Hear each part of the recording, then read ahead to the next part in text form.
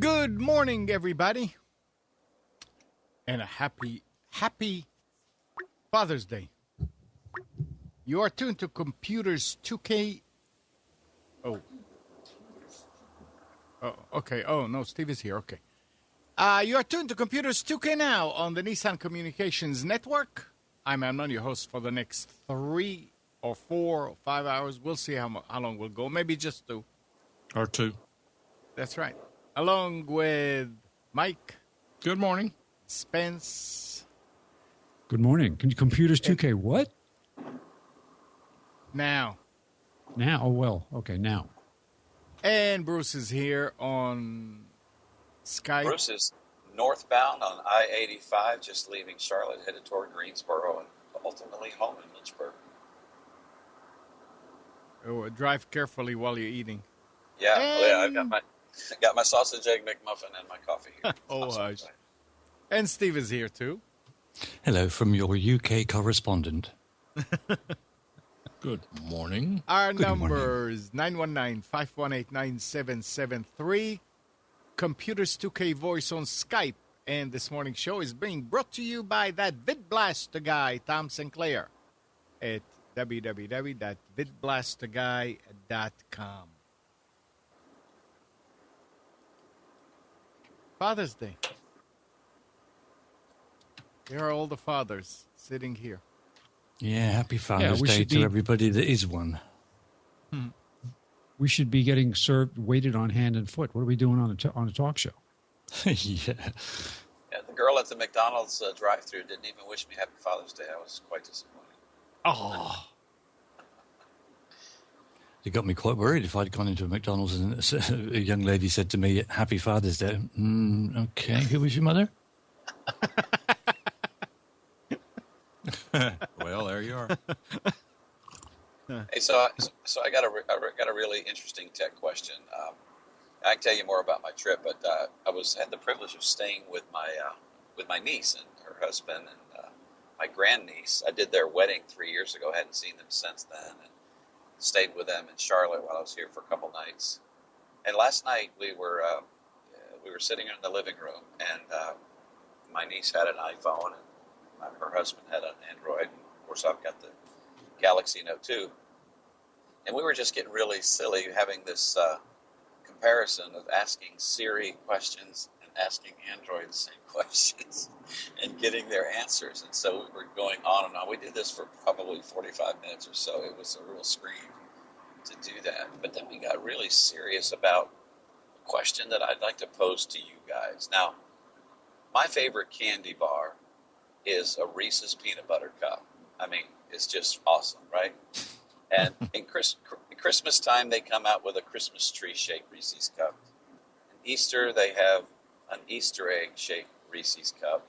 And then, of course, there's the regular Reese's Cup and the minis and the micro minis.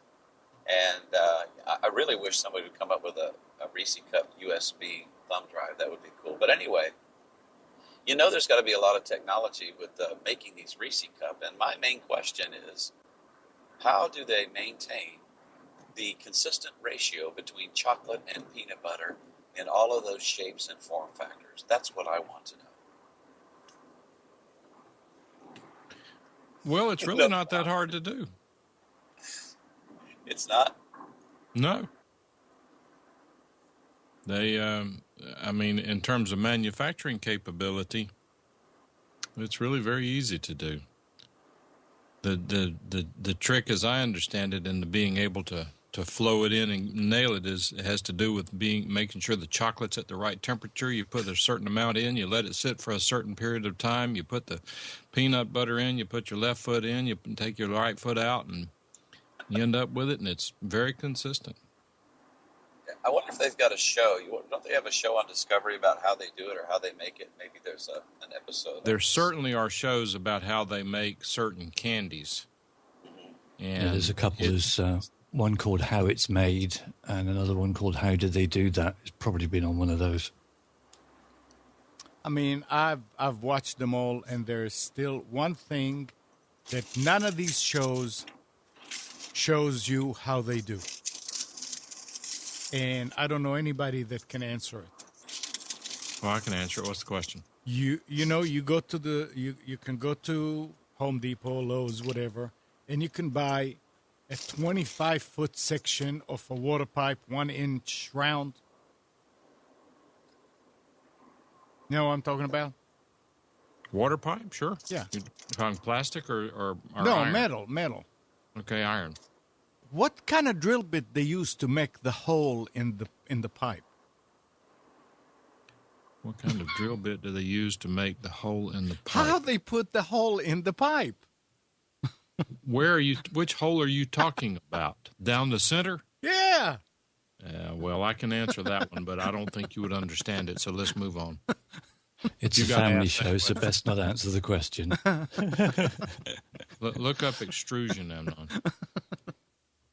Oh. Dr. John says a very long one. That's for sure. No, what they do is they make it out of chocolate first, and then they convert it to metal. Because chocolate is easier to work with. So, later on, I don't know when I'll start doing it. Let me just inform you what's been going on. Last Monday, I believe it was Monday. Yours truly received the call from the Windows security office telling me that they found out that my computer is sending out virus-loaded emails. Knowing about that thing, I kind of grabbed the guy and acted real scared. And he was very happy to help. But I told him that I'm not in front of the computer, and I'll be in front of the computer in about 20 minutes. So what I did is I took a computer off the floor, loaded XP on it, put Office on it, went to a few places on just so it won't look new, but it didn't make any difference because they didn't know the difference. And set it up there.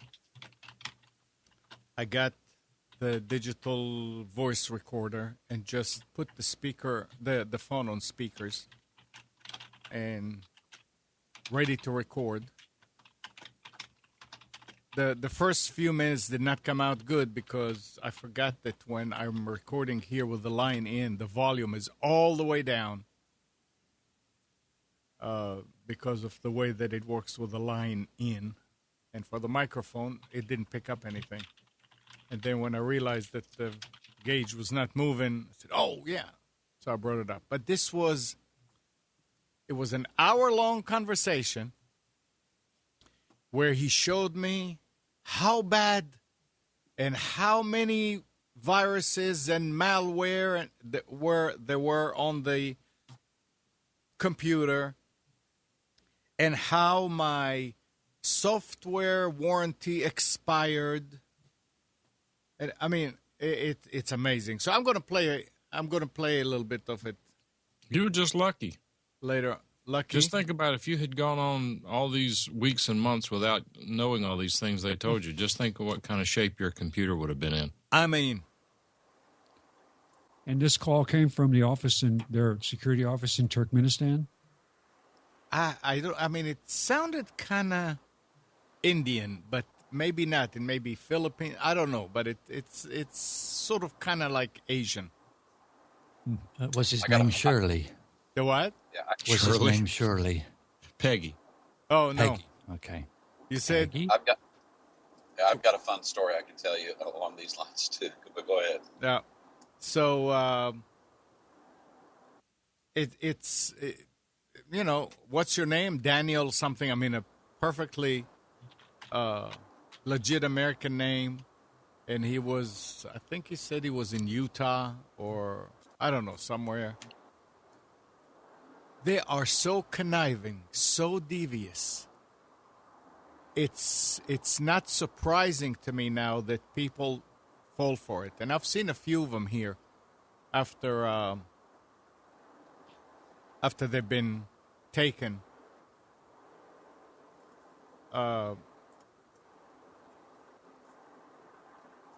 And I'm saying, how did you fall for it? Now I understand how. It's just amazing how they go around and round and do things on the computer. I mean, they do ask you to go and download TeamViewer, and they use it. You mean they don't even have a proprietary system for controlling your computer? No. Wow, what a cheap scam. And I think I found an antidote if it happens and you know that it's happening. And even if you don't know that it's happening,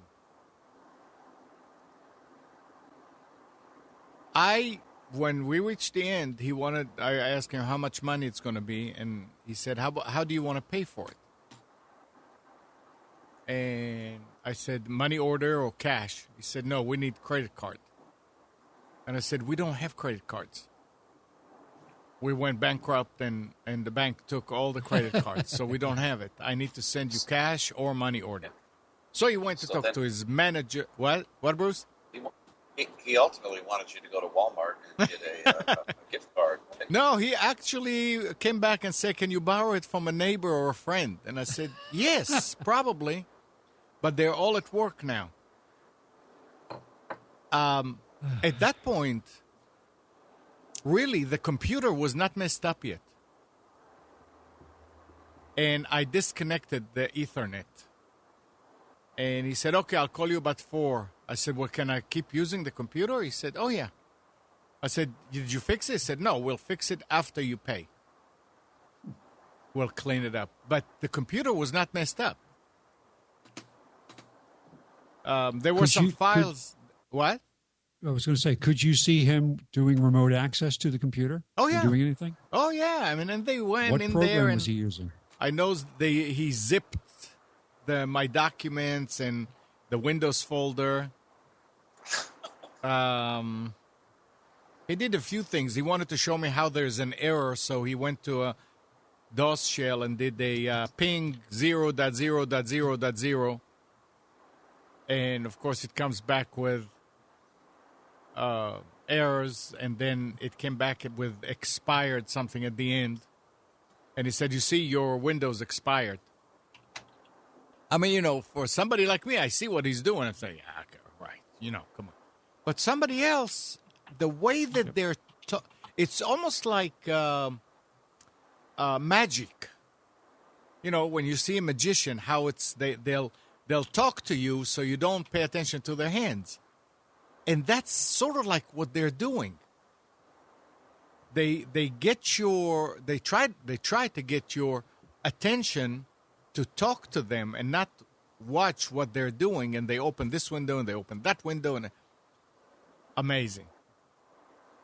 The main thing where it really would scare people is, and anybody can do it right now, if you just go to a command prompt and type event VWR, event viewer. Every computer, even this one that I just installed XP on, had a bunch of errors. Red circles with an X in them. I mean, there were maybe about 50 of them. And he goes in there and he filters by error, and it shows you all of them. And when he tells you, see, these are all the files that are there that are infected, and they mean nothing. Somebody that doesn't know computers say, wow. I mean, it's sort of like scary. So let's see. You know what? I'll play it a little bit later. So how much money did you send him? He want. Yeah. If you want to hear what happened, he wanted the 175, I think, for a year of protection, and 195. I said, let's go with the 3 years. But then he was supposed to call that afternoon to get a credit card number. Well, guess what? He did call. No kidding. Yep. And I recognized the number. because it says 000 dash 000 dash 0000 unavailable. And I picked up the phone, and I answered just like that. FBI Raleigh. And there was quiet. And I said, FBI Raleigh. And they hung up. So I said, okay. About 15 minutes afterwards, I was on a hangout with the guys with the broadcasting, and it called again. I said, oh, he's calling again. So again, I muted the speaker, and I went, FBI Raleigh. So he goes, this is Daniel. I said, yes, sir, who would you like to talk with? He says, I called this morning. I said, sir, this is FBI in Raleigh. There are a lot of people here. Who you would like to talk with? He says, who is this? I says, FBI Raleigh. He says, oh, really? And he hung up. And didn't hear a thing since. But I think if you tell these people that you don't have a credit card, even if they are legitimate, I mean, let's say that Microsoft did call you and there is a problem, and you tell them that you don't have money, I mean, a credit card, they'll give you an address to send it or something. So in order to avoid a problem, you can always say, I don't have a credit card. Please call me this evening. Maybe my wife can, or something. But it's one way to get away with it without showing them that you know who they are. And if it's illegitimate, which I mean, I wouldn't say I'm 100% sure that Microsoft will not call with something, but, 99.99999%, these are all scams. There's no, I mean, I never heard about anybody got a legitimate call from Microsoft or anybody. Nobody, even though the NSA is sitting there and monitoring everything that we're doing, I don't think Microsoft is paying attention who's sending out viruses. How do you know it wasn't an NSA phishing expedition? They were they don't need to. Using their vast they don't capacity to. Yeah, they don't. What are they trying to raise funds? What? No. They're just realized they had some interesting information on you, and they decided to see how far they could take it. Well, they didn't take it far. Yeah, I used to have a lot of fun with telephone solicitors doing what you did, where they call. We'd like to tell you about our special discounts on delivering oil to your house. I have gas heat. Oh, I'd like to call you about insurance. So I have, I'm leaving the country. So you just always give them a reason to not be able to sell what they're trying to sell you. Now, here these guys are just trying to make a living, and you're interfering with that. Well, it's better than just saying no, thank you. Well, then they get insulted. At least I give them a reason to say, "Well, there's no reason to sell them anything." He's not being mean to me. See, they might have bankruptcy is always great. When somebody calls you for financial planning, he says, "Is bankruptcy okay?" Well, let me share with you, sir. We were doing the Tech and Coffee Hangout, and one of the guys, Robert Taylor, who lives in New Orleans, his wife was on another PC in their office, and she got a call from one of these guys, and he recognized what was going on. And anyway, to make a long story short, he was supposed to call back, but they had his caller ID. They actually had a real phone number for this guy. So in a Google Hangout, you can make a phone call. So they called this guy inside the Hangout. Everybody in the Hangouts all knows what's going on, and we're going to really string this guy along.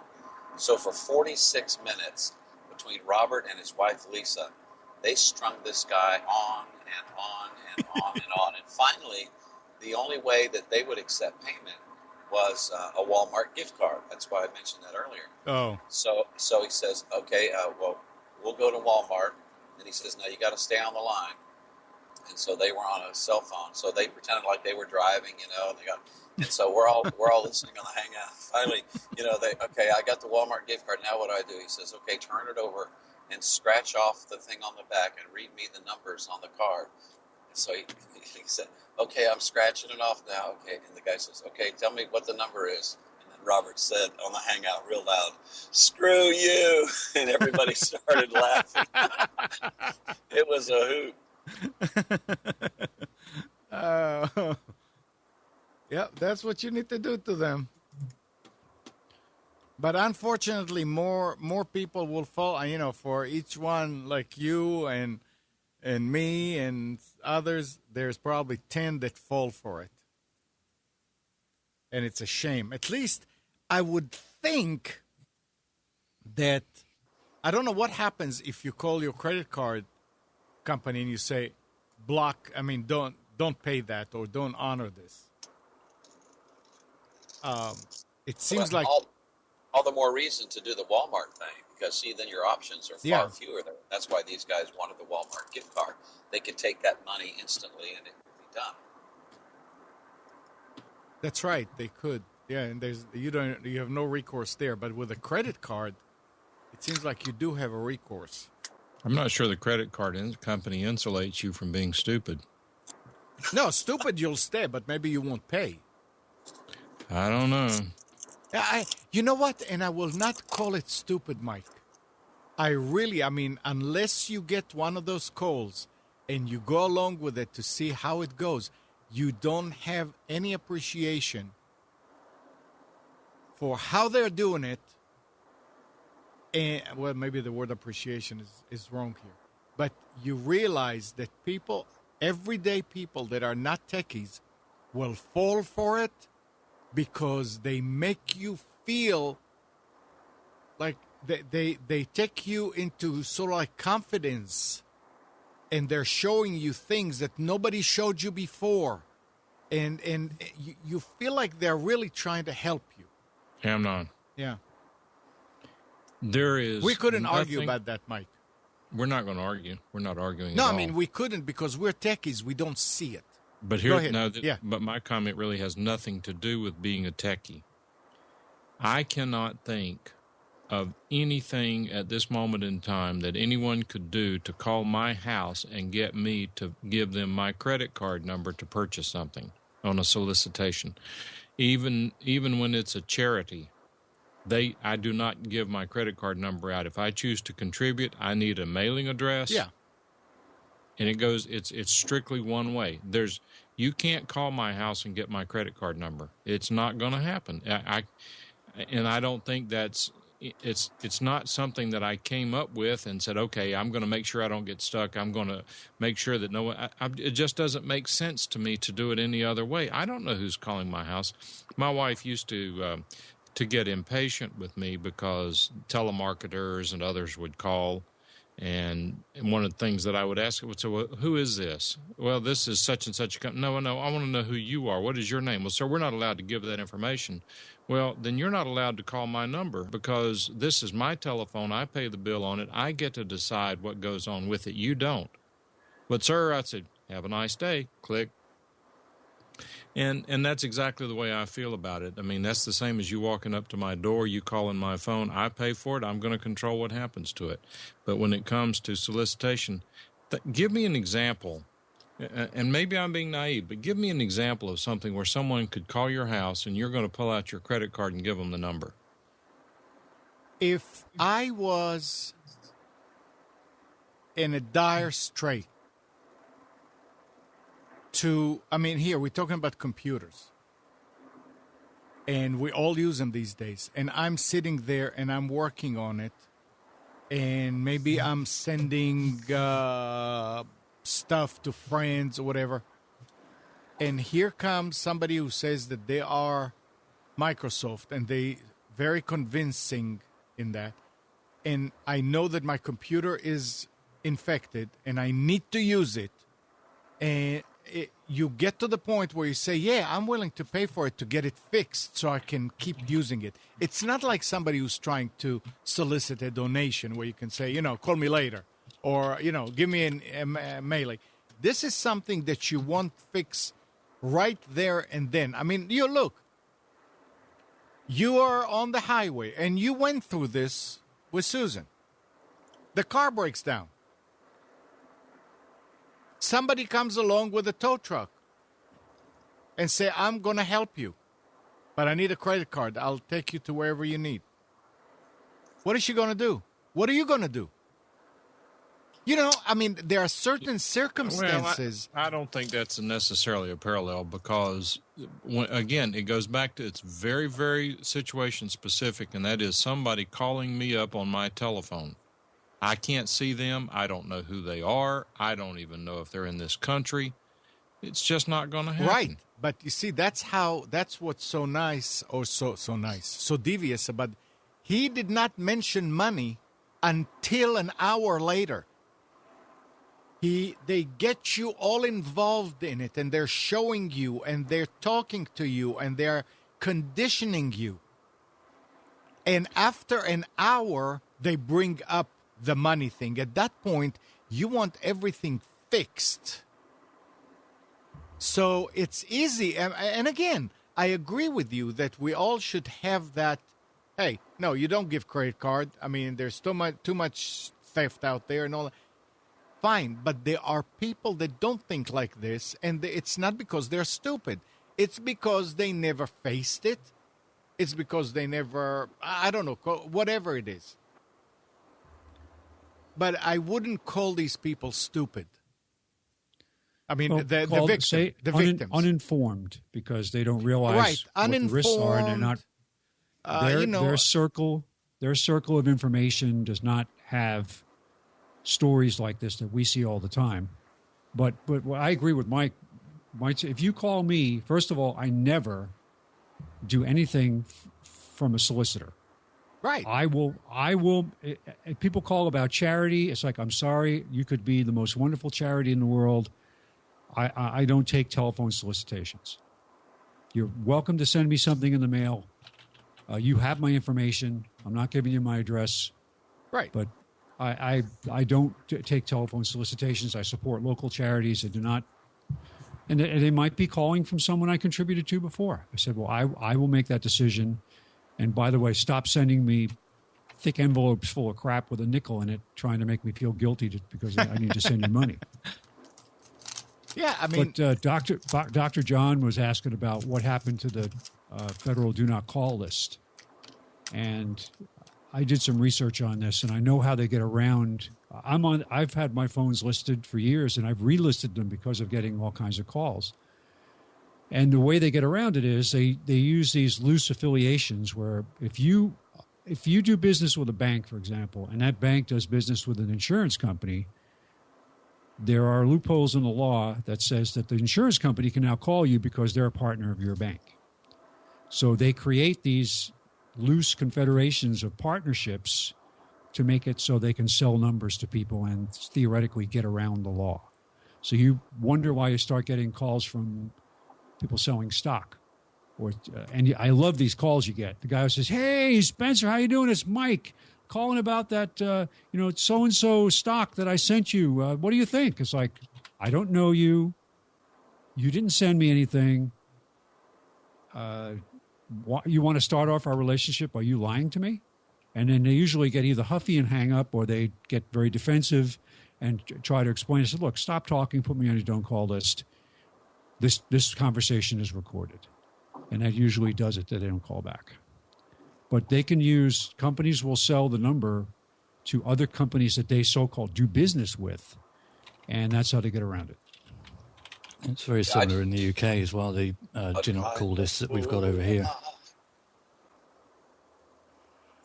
The way they get around it over here, though, is they send their calls, they put their call centers or give the call centers, say in India or Pakistan or wherever it might be, and then they don't have to abide by UK laws. So it's probably the same in the US. Right. These guys don't care about this. No. Generally, what I do, though, if the phone rings, I've got caller display, so it will show the number that's calling. Very often it will show number withheld or no number to show. I never answer the phone. If it says withheld or it's a number I don't recognize, fine, I don't answer the phone then. Same with the door. If I'm not expecting anybody, like today, I've 4 times so far today, somebody's rang the doorbell and bang, bang, bang on the door. Not just a normal, knock like you would usually get, but quite a loud, invasive kind of bang, bang, bang. and I just haven't answered it. Go away. I'm not expecting anybody. The house is not on fire, whatever. Mm-hmm. If it had been, I've got my cell phone, which only my family know the number to, so, and they all know to ring before they come round. So, I don't want to be bothered by anybody for any reason, unless it's, something that I've instigated to begin with. There's no law says you've got to answer the phone. There's no law says you've got to answer your front door. Go away. Yeah, but in some cases, like in my case, when I'm a service establishment, and you look for new customers, you answer the phone because it may be something, then. And a receptionist somewhere in an office, she cannot make the decision whether she's not gonna not answer just because there's no caller ID. You have to answer. So. In some cases, it doesn't work like this. But yeah, if everything was right, it would be nice. I think Bruce was trying to say something a while ago. Oh, I would just say, when I get one of those calls, I just start singing, "What kind of fool am I?" And they hang up. They don't want to hear me sing. Morning, Nick. Hello. I meant for you if you wanted to call on video, but it's fine. You can stay here. If I started singing, they'd definitely hang up. I'm going to be in and out, so. That's all right. That's fine. But here, let's see if I can. Yeah, I have a little window come out and say, type the name of the program. Okay. So, sir, I believe that you got a run box, right? I'm what? Okay, I believe that you can see there's a small pop-up box as called run, right? Correct. Okay, now, sir, in the run box, can you see there's a option as open, and just beside open, there's a flashing bar? A flashing bar. Box. A flashing box? Can you see the option as open? Yeah.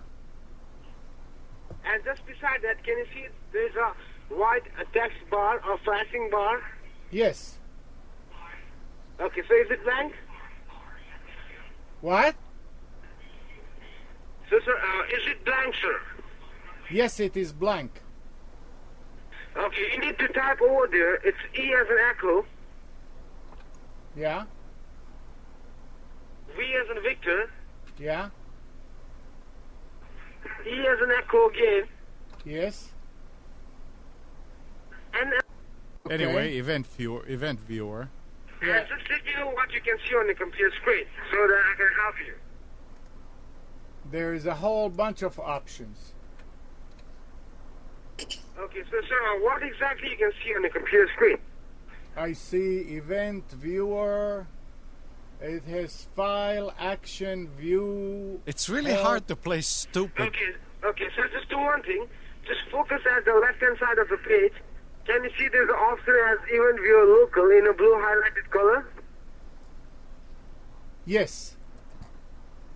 Okay, and just underneath that, you'll get a list of sub-options like custom views, Windows locks, application. So what are the options you can see now? Can you guys understand anything? Yes. What he's saying? Oh, yeah. All right. There's application, security, system. And okay, so that's great. I believe that you're using Windows XP. Now, sir, you need to give a double left click on application. See how nice it was? I mean, he knows by what's on the menu, whether you're using XP or 7 or Vista. So here is the first, so you're using XP. Right away, somebody who doesn't know, say, Microsoft really knows their stuff. But really, it's just by how the menu is displayed. Okay. And after when you give a click on application, just focus at the center of the page. Can you see there's a bunch of information with blue eye? Yes. Okay, you need to scroll down the page and you need to look for the red cross arrows and the yellow warning triangles, okay? And Yeah. just let me know when you can be able to see that. I see a lot of them. Oh, Yes, so I boy. request you please do not, so I request you please do not give a click on any one of them because it might be harmful for your computer, okay? And just give me a rough count how many of the red cross arrows and the yellow warning triangles you can see over there. Just give me a rough count. I don't know, maybe about 30? Okay, so sir, do you have any idea what these red cross arrows and the yellow warning triangles are? I have no idea what they are. Okay, let me inform you that, sir, whenever you go to any social networking sites or whenever you browse any internet site, at the time, those sites contain some link which allow your computer to download this kind of stuff without your knowledge, okay? Okay.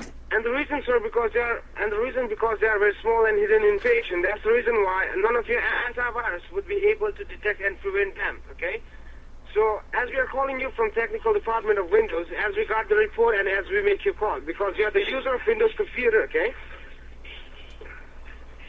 Okay. Okay, now, sir, at the left-hand side of the page, underneath application, can you see there is an option as system?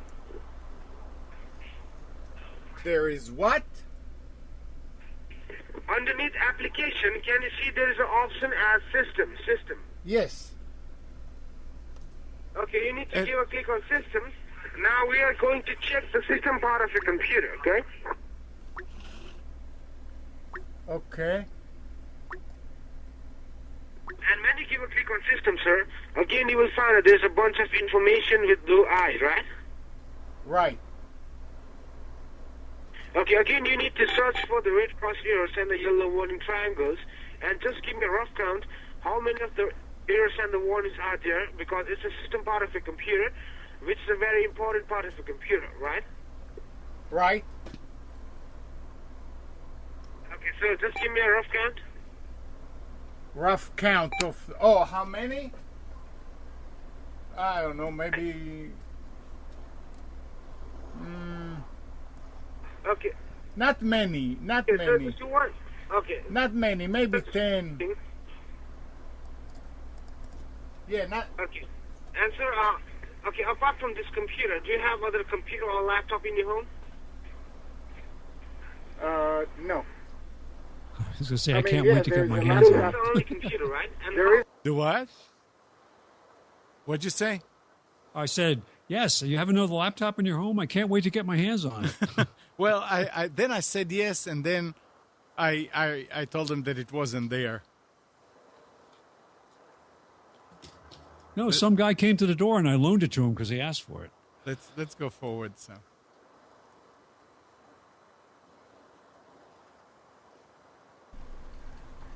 Yeah. it's team. It's like a football team. It's T-E-A-M. Can I spell out for you, sir? It's what? It's T as in tango, Yeah. E as in echo, Yeah. A He's in having me properly. download So that's the TeamViewer. reason why your computer might be facing a problem like this. Your computer is running slow, and sometimes it freezes down, and without your knowledge, it's turned to the blue or black screen sometime, okay? Okay. And so just let me know when you can be able to see the blue page on your computer screen, a TeamViewer page, okay? Most of the stuff after that is mainly he's doing stuff on the screen, so I think it's going to lose a lot in the translation. But let me go. Yeah, so what you can see now, sir? Nothing. I still see the lady. That was the Okay, team but the viewer. high- You need to open up that, Delete them. I don't know. okay, just give her a single right click from your mouse. Okay. And the page file uses history of your computer is almost dead. Okay, so that's the reason your computer is facing this kind of problem without knowledge. And in future, you might be facing a problem that your computer might be get crashed down at a point of time you never know. Okay. Okay. So, sir, as you have seen, the militia junk files which have been downloaded to your computer, and let me tell you, sir, whenever you buy your computer, at that time you will get a 2 types of warranty with it. Okay. Okay. So let me the first type of warranty, which is for the hardware warranty, and which is going to provide you by the brand of your computer. Like whichever the brand of your computer is, and they're going to provide you the hardware warranty for your computer, okay? Okay. And as you know that, so the computer one with two types of warranty, like, and the next one is the software warranty, which is provided you by the Windows itself, as you are the user of Windows computer, right? Yeah. Okay. So as I believe that your daughter also uses a laptop which is based on the Windows operating system. Is it based?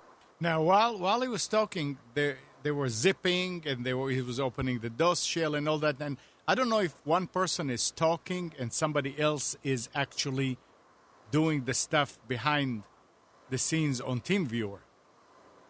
From Windows? Yeah. Okay, so do not need to worry. Let me tell you that, sir, as you're using a computer for since 6 years, right? About, yeah.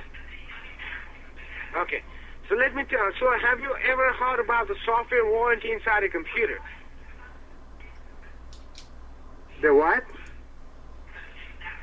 Okay, let me inform you, the next option is that, sir, you'll get a two types of warranty. The first is the hardware warranty over here, and the second is the software warranty.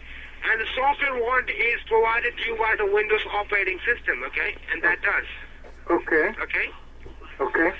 And as the brand of your computer is HP going to provide you the hardware warranty, and the software warranty is provided to you by the Windows. And you can see over here, there is a bunch of number, right? Yeah. So it's a product ID of your computer by which your computer is getting connected with the centralized server, or you can simply say that it's a satellite server for the Windows operating system from where you get the data and the details over the internet. He brought up a registry entry that started. I mean, you see them all the time. They start with, what was it? It was software license, so SL something, and a long number. And I know it's not software license thing, but it can be interpreted as such. So that, see, again, it's a way for them to get to show you that they know what they're talking about. Let me go forward. The software warranty is not there. The software. Yeah. I think it's important to let people know that this is a computer that you let them specifically have access to. Oh, there was absolutely. nothing important on this computer. Oh, I actually went ahead and I disconnected all the computers in the house from the switch because I'm not a TeamViewer user.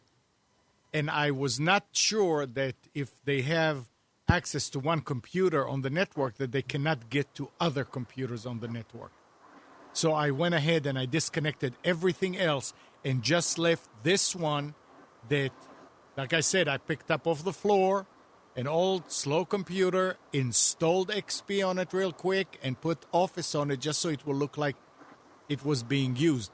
I don't know how he came up with the thing that I've been using it for 6 years. Maybe the XP or I have no idea what it was, but he came up with 6 years. But yes, I mean, this is, I don't care about the computer. I didn't care because I knew that they're going to mess it up. So it was a specific computer that I did not care about. And they did not only that, but did not have any information on it. Right, All the right. information on it. 7 security department. Let's go I toward the see end. the system properties. I see the team viewer in the. Everything, okay. I have credit cards. We pay everything. I have. There you go. And I did disconnect his Ethernet every now and then just for the fun of it. Okay, sir, just do one thing. Just try to go to the Google page, sir. The what? Try to go to the internet. This is, he couldn't Oh, get try in, to so go he to the wanted, internet. he wanted to make sure that I was still connected to the internet. That's right, that's right.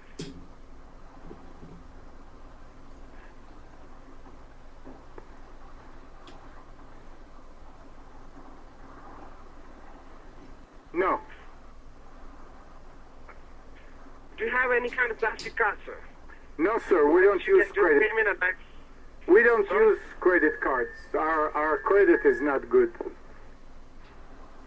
Okay, sir, because to do the payment for the upgradation of warranty, sir, you need to use a card by which you can do the payment. Okay? Like I said, we don't have credit cards. We pay everything in cash or with the money orders.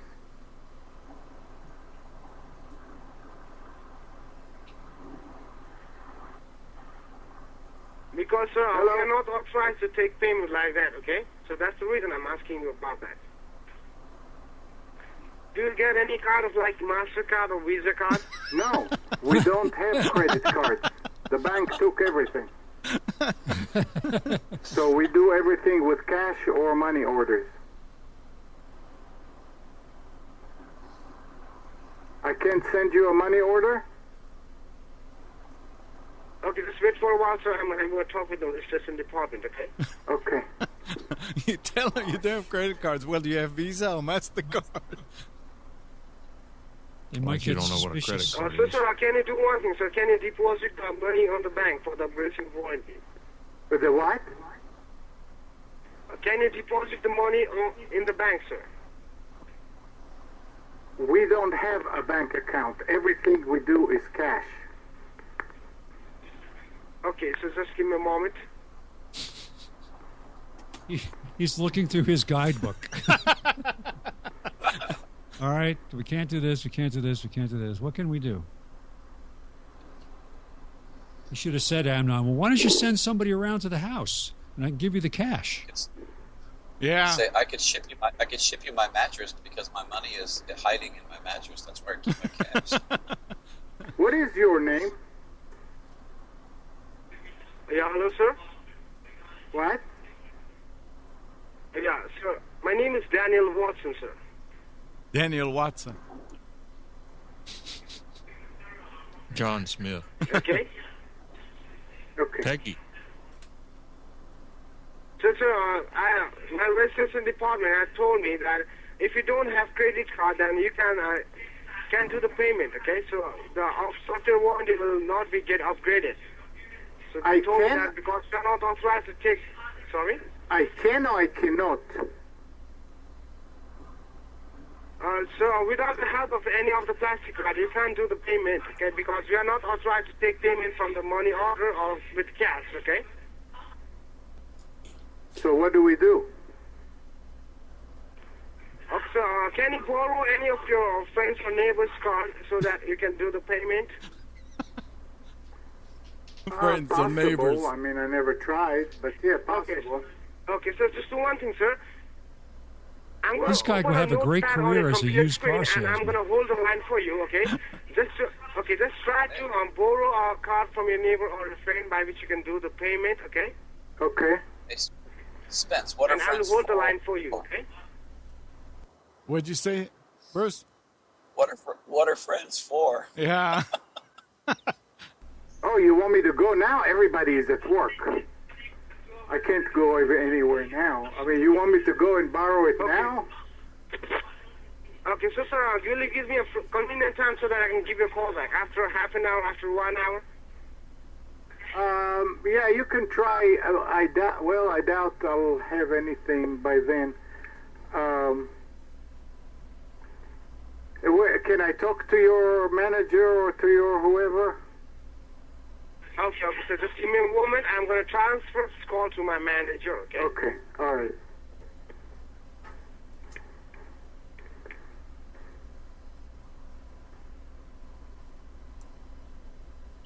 It's just amazing how at that point he's lost for words. Yeah, hello. Yeah. Yeah, hello, sir. This is the senior technician marketing, so Senior what's the technician. problem? The thing is, we don't have a credit card, so I was asking if I can send a... Like the previous technician told me that you can borrow some card from your neighbor or some other family member. Maybe, but everybody is at work now. Nobody is at home, so I would have to do that later on.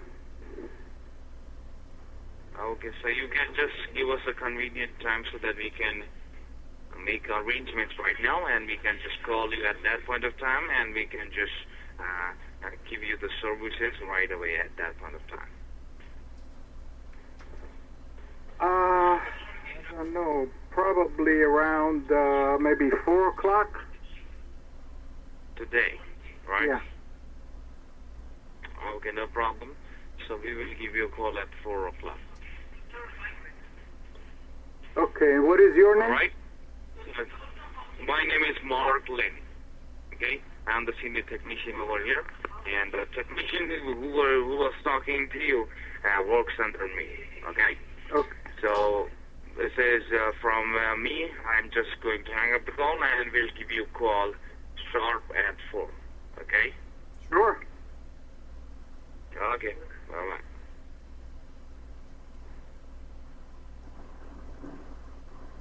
Okay. And that was the thing. At that point, he was going to call later. So what would it take for me to put you in this car today? Well, you see, that's the thing, is how many people do buy used cars because of the used car salesman's ability to sell it to them. There's always people that do. I remember going to the very first time I went to one of these timeshare deals where they offer you a free night in a hotel to come and look at their property or whatever it was. I was probably married maybe a year and a half, 2 years, had no money, and said free night stay in the Poconos if you come and look at this timeshare. Yep. So we went and we're sitting there, and I guess, yeah, it was probably about 2 years or so because Eve was a baby. And we're sitting there, and a guy, you mean to say that you can't come up with like they wanted a deposit. You can't come up with $300? Like getting really nasty. Yeah. I said, no, I don't have the money. Yeah. It's just on and on about, well, you could borrow it from your parents and this and that. It's like, no, I can't. Yeah, back in the 70s and early 80s, there were a lot of them that would do that. And we actually did quite a few of them, going to Carr Lake and Lake Gaston and the mountains, and, stayed 2 nights. And I knew I knew that there's nothing they can do, because back then, actually, we didn't have the money anyway.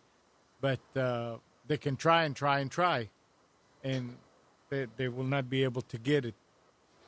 So it was fun. We got all kind of, little TVs, a wall clock. I mean, it was cheap stuff, but it was nice to do on the weekend, to go somewhere. Sometimes it was just like for a few hours. So the Association of Unscrupulous Salespeople had you on their list for revenge. That's what you got this call. 919-518-9773, Computers 2K Voice on Skype. Okay, we got that out of the way. Just remember.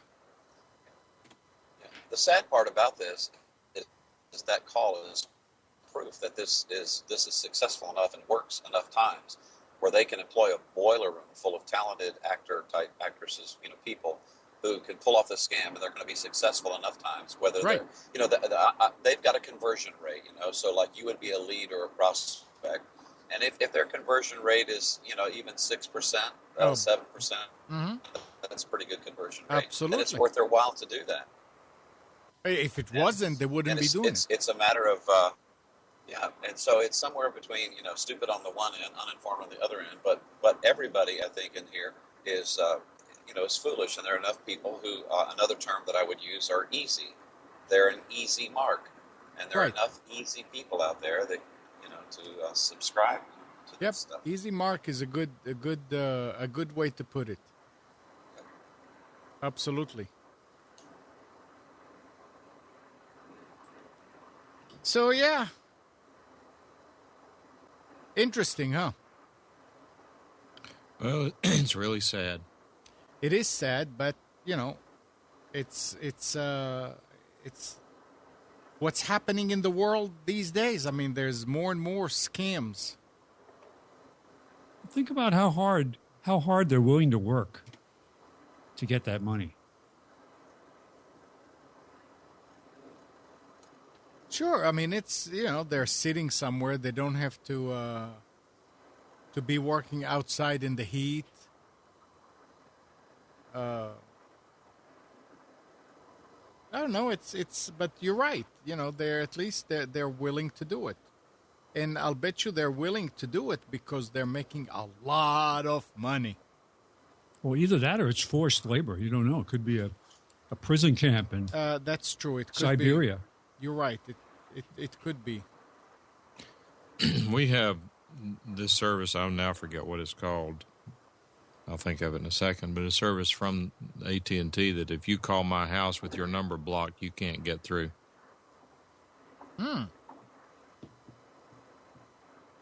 Privacy Director.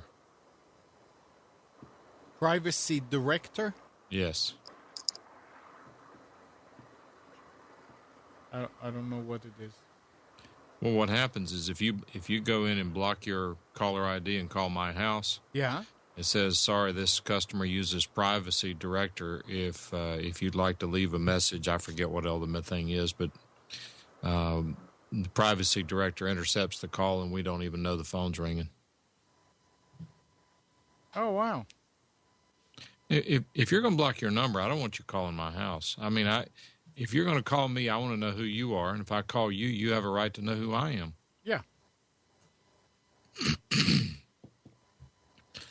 So that keeps a lot of these people out, and it doesn't dissuade that many people because these scammers can falsify the numbers and so forth. They can spoof numbers when they make calls, so they can get around it. But it keeps out the low rent scammers anyway.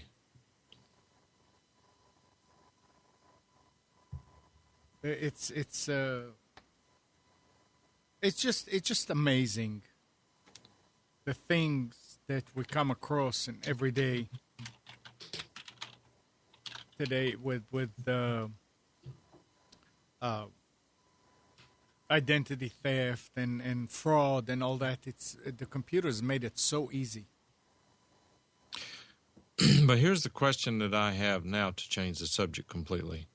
Has anyone figured out a way to get to backups of your data that the government has? I mean, there's a big movement on out there to try to come up with an API or an interface so that we don't have to pay for Carbonite backup.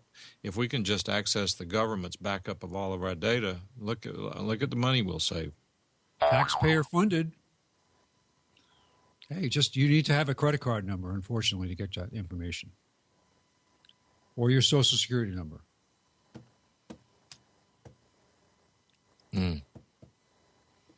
So Dr. John was mentioning earlier how he had an air horn that he uses to intimidate the callers. If you want to use an air horn, you got to remember to pick up the phone first and make sure that you actually connect with somebody, because the first part of that call is usually a delay where the call gets connected through the call center to the live person. They actually are waiting to hear someone talk before the call gets transferred. So you always should say hello or just say some words first, and then you hit them with the air horn. Well, one comment about the air horn. That's something that Dave Ramsey advocates for people because it says it'll damage their hearing. That's not really true. Nah. And the reason why is because the audio volume through a cell phone or a copper-based phone line, the absolute maximum volume is limited. So what happens is that when you get after the volume after a certain point, it just goes to distortion. The volume level does not keep going up. The earpiece on the other side does not have the ability to produce extremely loud sound. So I think it's just the tone quality of the sound. They know what they're hearing. It's not that loud. It's annoying, but some people think that they're going to, okay, by golly, I'm going to blow out their hearing for calling me, and that's not going to happen. It's more fun to pretend, if you have the presence of mind to do it, more fun to pretend to be a child. Hello? Oh, Mommy's in the shower right now. She said I should talk to you until she gets out. And they just go on a conversation about, see how patient they are. Yeah, I sometimes, when we get those, I start talking with real heavy accent and like cannot speak English and ask him again, what? Huh? What? What? And I turn around and I mumble like I'm talking to somebody and say, what? And some of them will stay online and tell you again slower and clearer and stuff. And it is fun. Is the lady of the house available? Yes, speaking.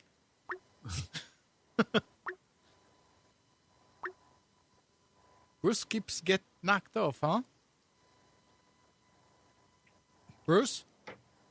Yeah, I'm back. Oh, are you hanging up or is it you dropping? Well, no, I don't know. Skype's acting kind of funny on me, and like right now, I hear it ringing through to you, but I'm still on the show. It'll eventually quit ringing. Oh, and so we'll see how it goes. yeah, that's fine. Steve, sitting quiet in the background.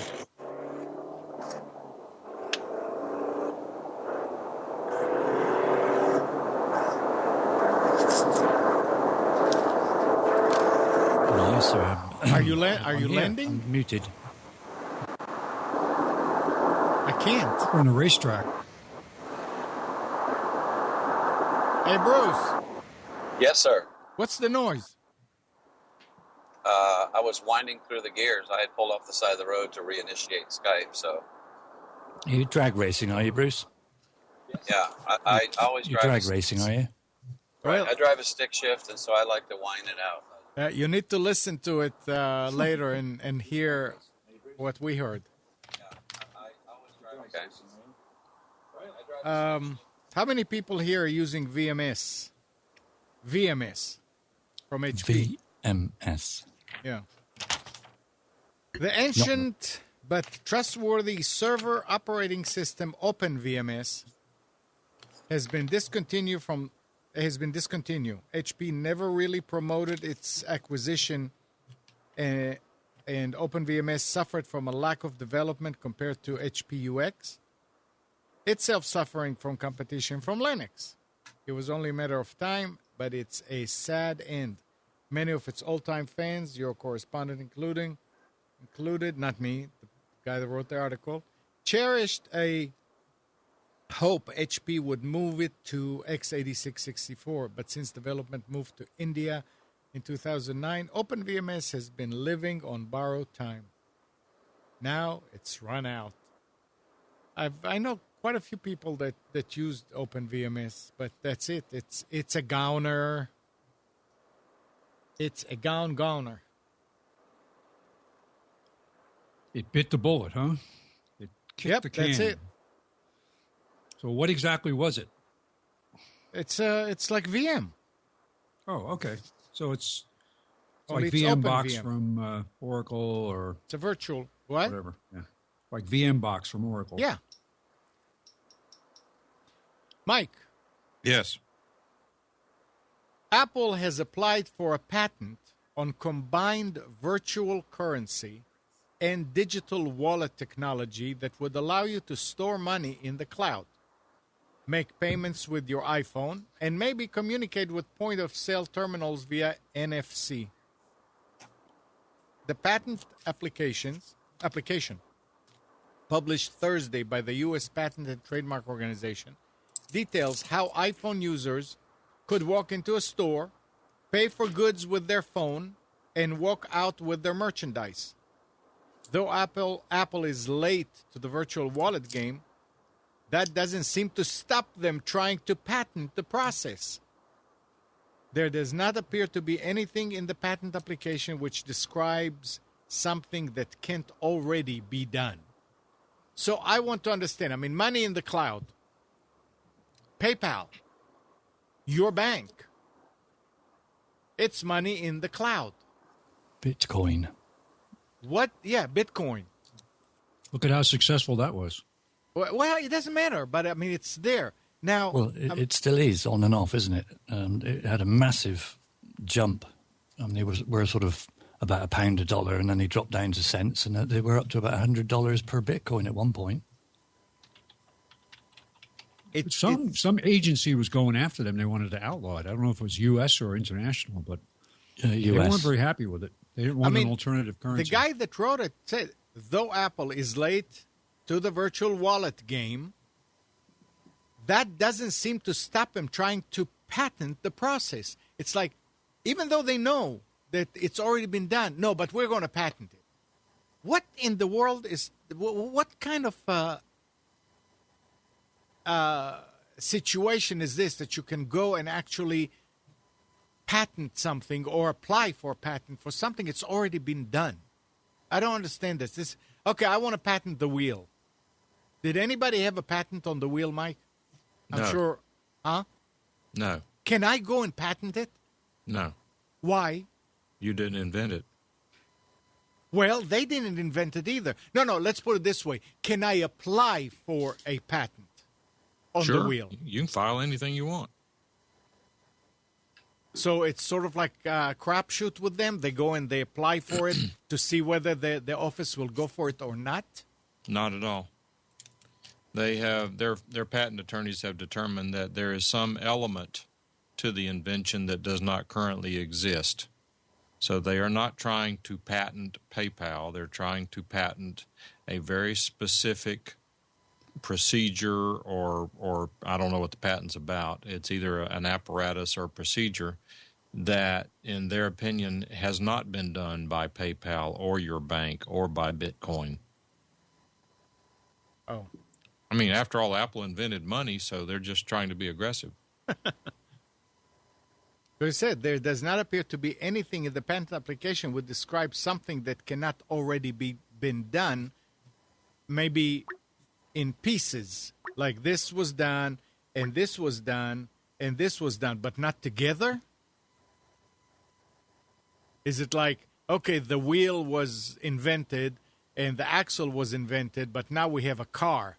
Nobody invented the car, so we're going to patent the car, even though the parts that are on it have already been invented by somebody else. Is that kind of... I'll give you an example. You said you used the example of a wheel. Yeah. If you came up with a new type of spoke that caused the wheel to be a shock absorber and made the cart to which it was attached impervious to bumps in the road, in assuming there is not something that already does that, then you could patent that type of wheel, but you can't stop other people from making wheels that don't have that inventive aspect. Now, if somebody had patented the wheel, let's say that somebody owns the rights to the wheel, would I then have to buy from them, pay them something because I'm still using the round thing to ride on and all that because they hold the patent on it, but I improved on it and put something else? I mean, do we both hold? Do I need to ask permission from them? Let me ask you, if this is your question, are you saying that if you create an invention that includes someone else's invention, right, do you have to license that from them to be able to practice your invention? That's what I'm asking, yeah. And the answer is absolutely unequivocally yes. Okay. That's good. Because a lot of people say that a patent gives you the exclusive right to manufacture your invention. That is not correct. It does not give you the right, because if your invention includes someone else's invention, you don't have the right to practice it without their permission. What the patent does, and it's a technicality, but what the patent does is gives you the right to exclude others from practicing your invention. Okay. No, that makes sense.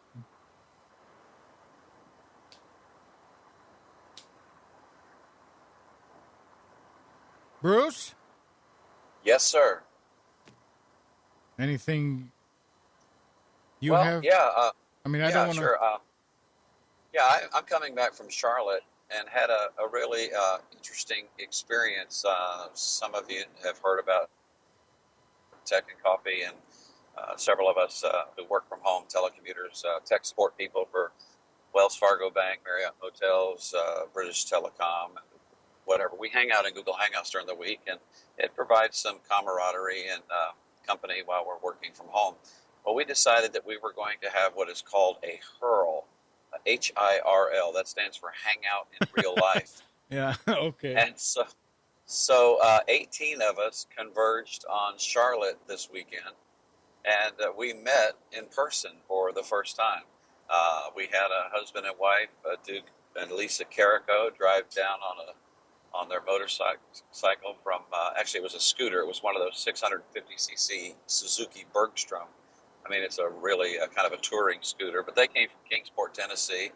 I drove down from Lynchburg, Virginia. We had Robert Taylor and his wife Lisa drive up from New Orleans, and we just had a really great time. So they stayed at the Renaissance Inn in Research Park in Charlotte. I stayed with my niece, but we met at the Renaissance Inn. I'll just give you a quick rundown. We went over to a really neat coffee house in the restored district of Charlotte called the Noda District, and went to a coffee house called Smelly Cat, and had some really great coffee and just sat around and got to know each other. I brought my guitar. He broke that out. We had a little jam session there. Then we went to Dave and Buster's at the Concord Mills Mall that evening, had supper, and if you've ever been to a Dave and Buster's, you know that one of the things you can do there is bowl. So we bowled that evening till about 10:30, and then we met the following day, which was yesterday, for the breakfast bar at Shoney's.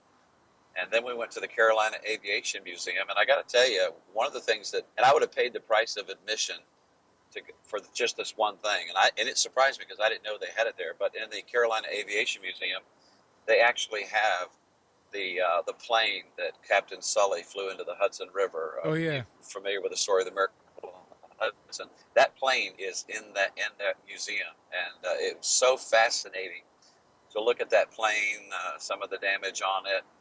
Especially on the tail section, which is the first section to hit the water, when he laid it down at the perfect angle of attack, I might add.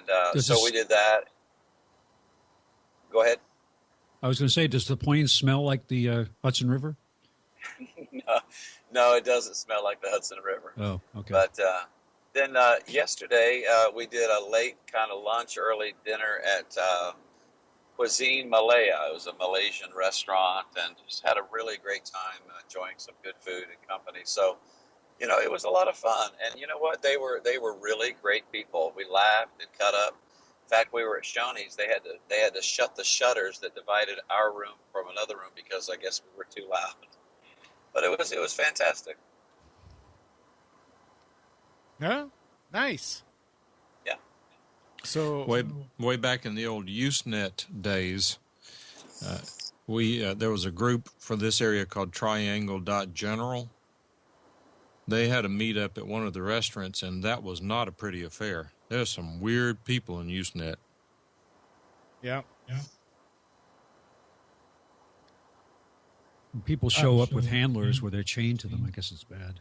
So one guy was actually within a year was arrested as a child molester. Bruce, what are you doing in Greensboro? Well, in Greensboro, I'm headed home. I'm on 29 North now, and that'll take me back home to Lynchburg. So I'm just tripping my way back home. Oh, so it's easier to go there. Right. I see. You want me to drive to Raleigh and meet you for lunch? Absolutely. I'll take you out for it too. Absolutely.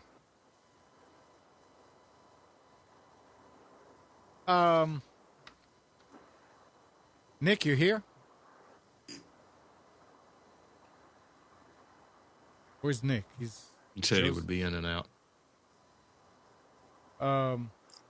I'll get to that story when he's here. But did you hear about this? Best Buy and Microsoft. Best Buy and Microsoft will launch 600 Microsoft stores within Best Buy retail locations in a store within a store concept. Isn't that what they already have? I don't know. I don't go to Best Buy, so I don't know. What, Mike? They're right there in your front yard, and you don't even go there? I don't go there. The only time I go there is when Spence and I mean, doing something. He said, I need to go over there. Come on. It's The Microsoft stores will occupy 1,500 to 2,000 square feet. And there's Andrew. Good morning. Morning.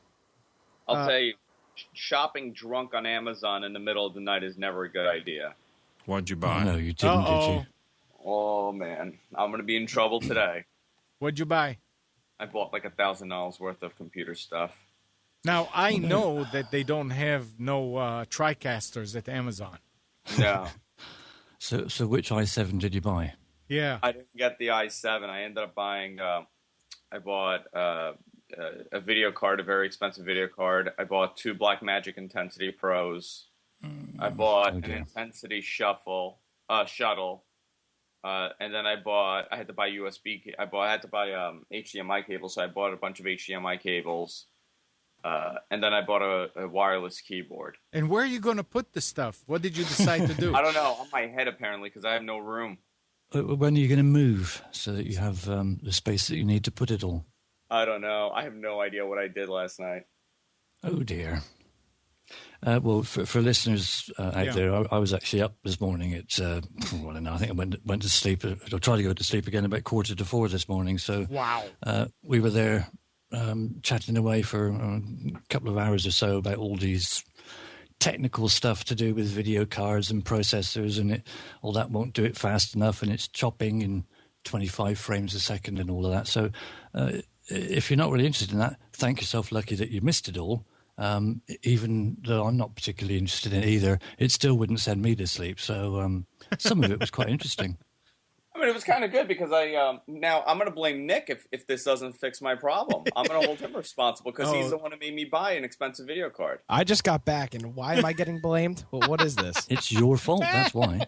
Well, apparently last night I spent like $1,000 on computer parts. That's not true. You spent $600 on computer No, parts. and then after I got off the phone with you guys, I ordered 2 more Blackmagic Intensity. Did you use my affiliate code? I did use your affiliate code. Thank you. I don't. Well, I can't tell you about the second go around, but the first time I can guarantee you I used it. I'm fine with that. Well, Nick is now your bestest friend. Yeah.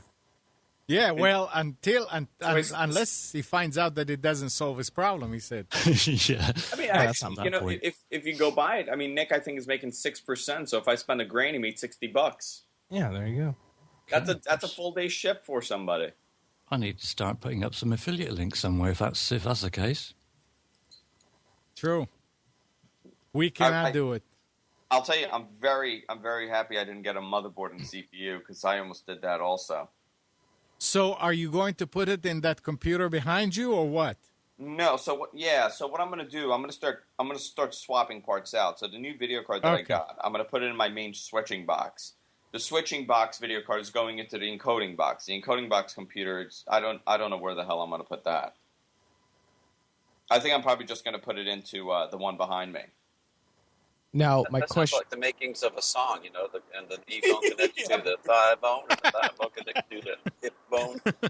Yep. But I don't know why I ordered 2 Blackmagic Intensity Pros. I only needed 1. That's not my fault. Because you wanted to. Or I was not sober enough to determine that I bought 1, so I bought 2 instead. You know what it's like? Hey, it's Mike. like, hell with it. I'll get another one. Now give me 2 of them. It's like gum. Hey, Mike, could you cue up Black Magic Woman? Well, let me see here. It takes a while for my... Go ahead. I may not even have it, but go ahead. So anyway, to go back, the Microsoft store will occupy 1,500 to 2,000 square feet within each location. The terms of the deal are not announced, but I assume it benefits both the Best Buy, as Best Buy would likely charge rent to help with declining revenue. For Microsoft, they may get cheaper facilities than building their own stores.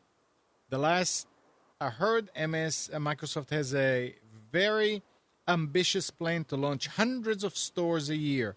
I have doubts about the success of this venture, considering anecdotally almost every Microsoft store I've seen in my travels was nearly empty. since they all. I'm not saying this is the author of the article. Since they all were located near Apple stores, the stark difference in foot traffic was apparent. The only exception was the Microsoft store near Redmond, which had a decent crowd. So that's interesting. I mean, why would you go to a store to buy Microsoft whatever to a Microsoft store unless they sell it cheaper when you can get it online, or you can go to another big store that sells Microsoft stuff, which is discounted? I don't know. But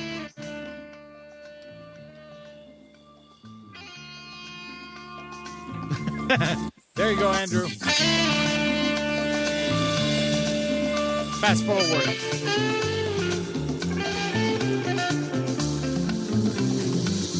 Got a black magic woman. Got a black magic woman. Very nice. I don't think that's what Andrew has, though. I was drumming on my steering wheel. Hey, Nick. Hey, Samsung announced this same thing a couple of months ago, that they were going to be opening up Samsung stores inside of Best Buy. Really? So, yeah. For real. That's Best Buy's new model. Is they'll just be a real estate location. They're just going to be a portal. That's it. Yep. All they're doing is getting everybody else to pay They're- their ground rent. Yeah. No, they're not a portal. They're a pimp. Well, you know, this time last year we were discussing whether they were going to make it another year. Yeah. In a roundabout sort of way, they're getting interest into the stores as well as having probably a good majority of their ground rent paid. So it's a lot of money they're saving, isn't it? I guess Nick and Andrew are talking privately or duking it out. Oh, I'm here. Where's Nick? I'm here. Oh. I'm just upset at Nick for making me spend all money. I'm building a gaming machine. Why? What game are you going to play? I don't know, but here it is. Euro Truck Simulator. Listen to No, this. Dota. Listen to this. Hours spent at the video gaming console not only trains the player's hands to work the buttons on the controller, they probably also train the brain to make better and faster use of visual input, according to Duke University researchers. Gamers see the world differently, said Greg Applebaum, an assistant professor of psychiatry in the Duke School of Medicine. They are able to extract more information from the visual scene. Each participant was run through a visual sensory memory task that flashed a circular arrangement of 8 letters for just 1/10 of a second. After a delay ranging from 13 milliseconds to 2.5 seconds, an arrow appeared pointing to one spot on the circle where a letter has been. Participants were asked to identify which letter had been in that spot. At every time interval, intensive players of action video games outperformed non-gamers in recalling the letter. And, we always say, let kids play games because it develops hand-eye coordination. Here again, they're coming up with information, but it sharpens you. And my age, I need to sharpen a little bit, so I think I'm going to go and then. You don't think it'll help, Mike? I don't think so, Amnon. Oh, I mean, shoot. we got a whole bunch of people out there now with perfect hand-to-eye coordination, and they can't spell their own names. Oh well. I don't know how to spell my own name. Well, another problem with that is it's all well and good getting hand-to-eye coordination, but then you've got to remember what you were going to do. So, if you can't remember what you were going to use your hand-to-eye coordination for, it's kind of useless, really, isn't it? Well, that's the thing here, and on the games also, they were saying that you look at it develops your memory. You've got to remember how to click what the program was called so you can click it to start it. Now I know why Nick is so smart. Yeah. Right. Yep. Yeah. What is this? What is that? Come on, you guys. What? Yeah. Nick is a very smart boy. He's a very nice boy. Andrew, Andrew's making fun of me, Amnon. Kick him off. I'm sorry, Nick. I just have some resentment towards you today. It's okay. I'm gonna get yelled at by Jess. He just I hit. don't think I'm gonna spend any more money. He just hit some of the hair of the dog, didn't you? Yeah. Go ahead, Nick. So Andrew, what if this fixes your issue then? Then what happens? Then I'll be very happy. Okay. If it fixes my issue, you have my word. I'll send you $50. Okay. He was thinking 100. Mike is thinking 100. Don't negotiate for him, Mike. Normally, at this point, when we're doing the show, and I'm not recording, I run about 80 to 85%. No, 70 to 75% in VidBlaster. You or your computer runs the at about computer. 75%. The computer. Okay. If I record, it goes smack to 100. So right now, I removed the recorder, and I'm recording with FMLE. So I'm still recording, but with FMLE, and I'm running at 58, 63, 61, 62, 60, 62. So I'm kind of happy in a way. Now I understand. I think what you should be doing, Amnon, is splitting the workload on different computers. You're going to be able to, if you split the workload. So let's say you get an encoding box and you do, you get a Wirecast box to do it. You should be able to record on that Wirecast box if it's i7 or something, because you're not streaming to 4 different CDNs. Right. I would like to. So get a box. You could even do, I think you're doing 640 by 480 now. You could do 854 by 480. Yeah, you do a much higher resolution. You don't have to do HD, but you're going to be able to get far more performance out of it, because now you have 2 computers doing dedicated stuff. One does the switching, one does the encoding and recording. Oh, I would love to do this, and somebody, and I'm probably will when somebody who said they're going to give me a license will. I have the license. I'll send it right now. Oh, Andrew. Yeah, let me send it to you right now. By the way, Mike got his stuff. Mike got it. I did. I actually got a package from Andrew. It's 6 months late, but I got it. Pay the devil is due. But you also got a Kindle Fire for me to make up for the 6 months as interest. Can't hear you, Andrew. There goes Bruce racing again. Is Bruce drag racing? Yeah, I had to pull over and restart my phone. It was really acting up. So, yeah, I'm in 5th gear and back up to highway speed now. No, we hear you changing gears or something next to you. Is your window open? No, my windows are shut, but I was going through the gears and wow, racing the RPM up pretty high. So. Bruce, you boy racer, you. I know. So, since I'm on the road, it brings up a point. I don't think we talked about this last week, but, Google bought Waze for $1.3 billion. Right. And I'm a Wazer. I like Waze. It's got some really nice social media features, finding cheap gas, being notified if there's a policeman up ahead with the radar out, and stuff like that. But anyway, it's kind of interesting. So I'm wazing as we speak. I didn't know it was an Israeli company. Yeah. And the deal is, did we talk about this last week or not? No. Okay. Because, Facebook was courting them as well. But Facebook was going to pay them in stock, some stock and some cash, and force them to move their operations from Israel to the States. And so Waze said no way. And then Google offered to let them stay there and pay them cash. So. Yep, that was. Google eventually won out. Yeah. They. I think it's a good buy for Google. For Google, yeah, and for them. It's a startup. Yeah, well, it gives them some social media aspects that they can add to their own Navigate program. but it also, I'm sure, had something to do. It was a little bit of a keep away thing from anybody else who might be interested in it. Yeah. So you're a wazer. I'm a wazer. Yeah, it's interesting. I can pick a little icon, the shape of my car, whether I'm happy or sad or angry, frustrated. But then, you see another Wazer's icon on here. Now, I wouldn't do this because I'm driving, but you just tap on it, and it's kind of like having CB radio. You can open up an instant messaging conversation with people on the road. Kind of makes traveling fun. The other thing I like about it is all I got to do is swipe on it. I don't have to look at it, focus, take my eyes off the road. All I got to do is swipe my Galaxy Note 2, and it brings up an audio prompt asking me what I want to do.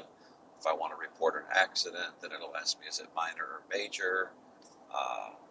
All kinds of stuff like that. So it works well. Yesterday was Stephen Haywood's birthday. So when I joined the thing, I was going to sing happy birthday. But then I remember reading this article, and I decided not to. The song Happy Birthday to You is widely credited for being the most performed song in the world. But one of its latest venues may be the federal courthouse in Manhattan, where the only parties may be the litigants to a new legal battle. The dispute stems from a lawsuit filed on Thursday by a filmmaker in New York who is seeking to have the court declare the popular ditty to be in the public domain and to block a music company from claiming it owns the copyright to the song and charging licensing fee for its use. The filmmaker, Jennifer Nelson, was producing a documentary movie tentatively titled Happy Birthday about the song, the lawsuit said. In one proposed scene, the song was to be performed. So I thought that after so many years, something goes in the public domain. Mike, explain how that... Well, at this point, the analysis can be extremely complex. The short story is that the worst possible case for something to be in copyright at this point, the year, and of course it changes every year, it's 1926, 27, somewhere along in there. If a work was published prior to that date, it is absolutely, unequivocally in the public domain. There is no way in the United States to extend the copyright beyond that period of time. The Happy Birthday was derivative of a Good Morning to You or something like that. I forget what it was, which clearly is in the public domain. It was written in the 1800s by a couple of ladies, and at some point it was adapted to become Happy Birthday. The feeling is that enough time has passed that it was actually reduced to a tangible medium of expression. That is, it was created prior to this magic date, before which, if that's the case, then it's in the public domain and no one can have access to it. Supposedly, Time Warner Chappell, I believe, is that who the publisher is? I don't know. They don't mention. Yes, yeah, they bought the rights. They bought a company back in 1988, I believe, that owned the copyright to Happy Birthday, among many others. As I understand it, they paid $18 million for that company, grabbed the rights to their catalog.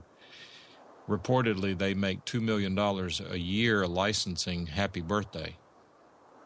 Well, let me tell you an interesting story here, Mike. It's funny you bring that up because this week I got a takedown notice on YouTube. Again? Yeah, again. And this time I wasn't nude, but it said, your video, Spencer Copen's The Bald Truth, episode 14, Propecia from 11/27/11, has content that is owned or licensed by UMG. As a result, the video is blocked worldwide. So I couldn't figure out what it was. It was a Happy Birthday song, but it wasn't Happy Birthday to You. It was a royalty-free hip-hop song, and he played it as a joke, and they took it down, even though it was royalty-free at the time. And they give you a thing. They tell you you're in violation. If you would like, we would remove the portion of the song, and they take the 15 or 20 seconds that we had it playing out. Oh. So what'd you do? I said, take it out. What are you going to do? What am I going to do? I have no choice. No, if you can establish it, I mean, something like 90% of the time they have to back off because their computers determine it's in violation. Then they have no way of knowing if you've even licensed that song. When you go back to them and say, this is wrong, please put it back, you're incorrect, it's in the public domain, or here's the license to it, then like 90% of the time, I'm told, I don't know if that's true, but 90% of the time they put it back. In many cases, though, it's not worth the fight. It's not worth the time to do the research. Eiffel put some interesting information in there. Sorry, go ahead. I notice this a lot with uploading gaming videos to YouTube because sometimes these games will have soundtracks in them in the opening scenes or between levels, and I constantly get takedown notices because of that stuff. And no matter what you say, YouTube just never gets back to you. So if it's not something that, if you're not going to be losing money over it, I don't see the point of fighting it. What really grinds my gears on it is when they don't take into consideration fair use, or fair use is only interpreted by the person that interprets it. There's no sort of written specific guidelines that say that's fair use, that isn't. It's all open to interpretation or manipulation, which just makes a huge mockery of it. Really, there is fair use. You should be able to, if there's 10 seconds of the song, so what? If anything, it's probably promoting the song, if anything, isn't it? Steve, is grind my gears something kind of like fries my shorts? Is that the English equivalent? One of them, yes. Okay. Yeah. What you going to do when they come for you? Bad boy Andrew. I can't believe that this happened to you. Well, I actually have a question about YouTube, because if you post...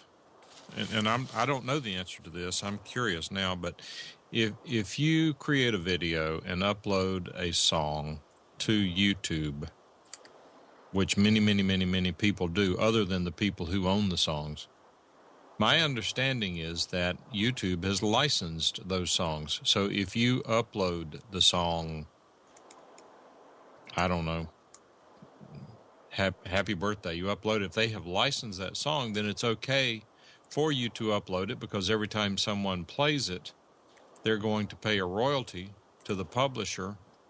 Again, it's like a radio station that has a blanket license with publishers, so that whenever they get a song, they can play it because they're paying for the blanket ASCAP, BMI, CSAC license.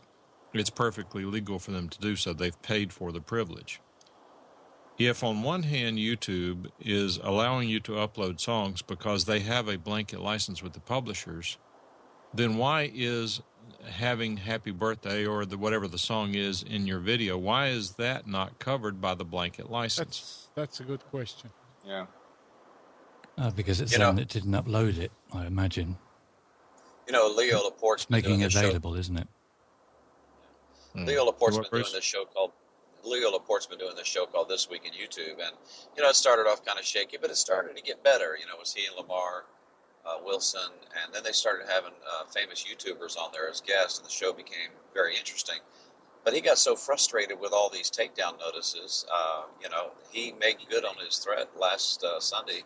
He said, "I'm just not going to do this show." So now the show is just Lamar Wilson and the red-haired, OMG Chad there at the Twit House that are doing the show. And of course, it's just not the same without Leo on it. But he got so frustrated and has ranted, week after week on the show This Week in YouTube about this, some of this YouTube stuff that's, happening, takedown shows, because they play a YouTube video that's on YouTube, and then they get taken down for playing the YouTube video because it had something in it. And anyway, so he quit participating in the show. He says, "I'm out." Well, that's the problem, isn't it? It's such a mess the way it is. So it can be on YouTube. Anyone can go there and play it themselves. But if you play it and have it as part of content on your show, then you're distributing it. So well, you need to pay a license as well then. So everyone has to pay a license.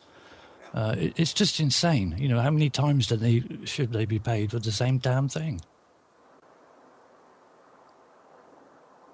Sorry, rant over. Carry on. Rubbish.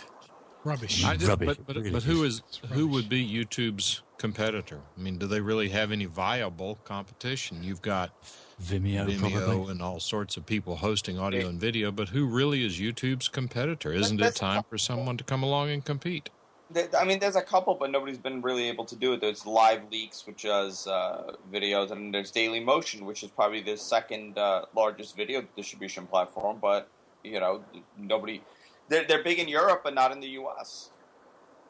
Yeah, I mean, it needs is what was suggested when they were having problems with a lot of this copyright going loony about 1 or 2 years ago.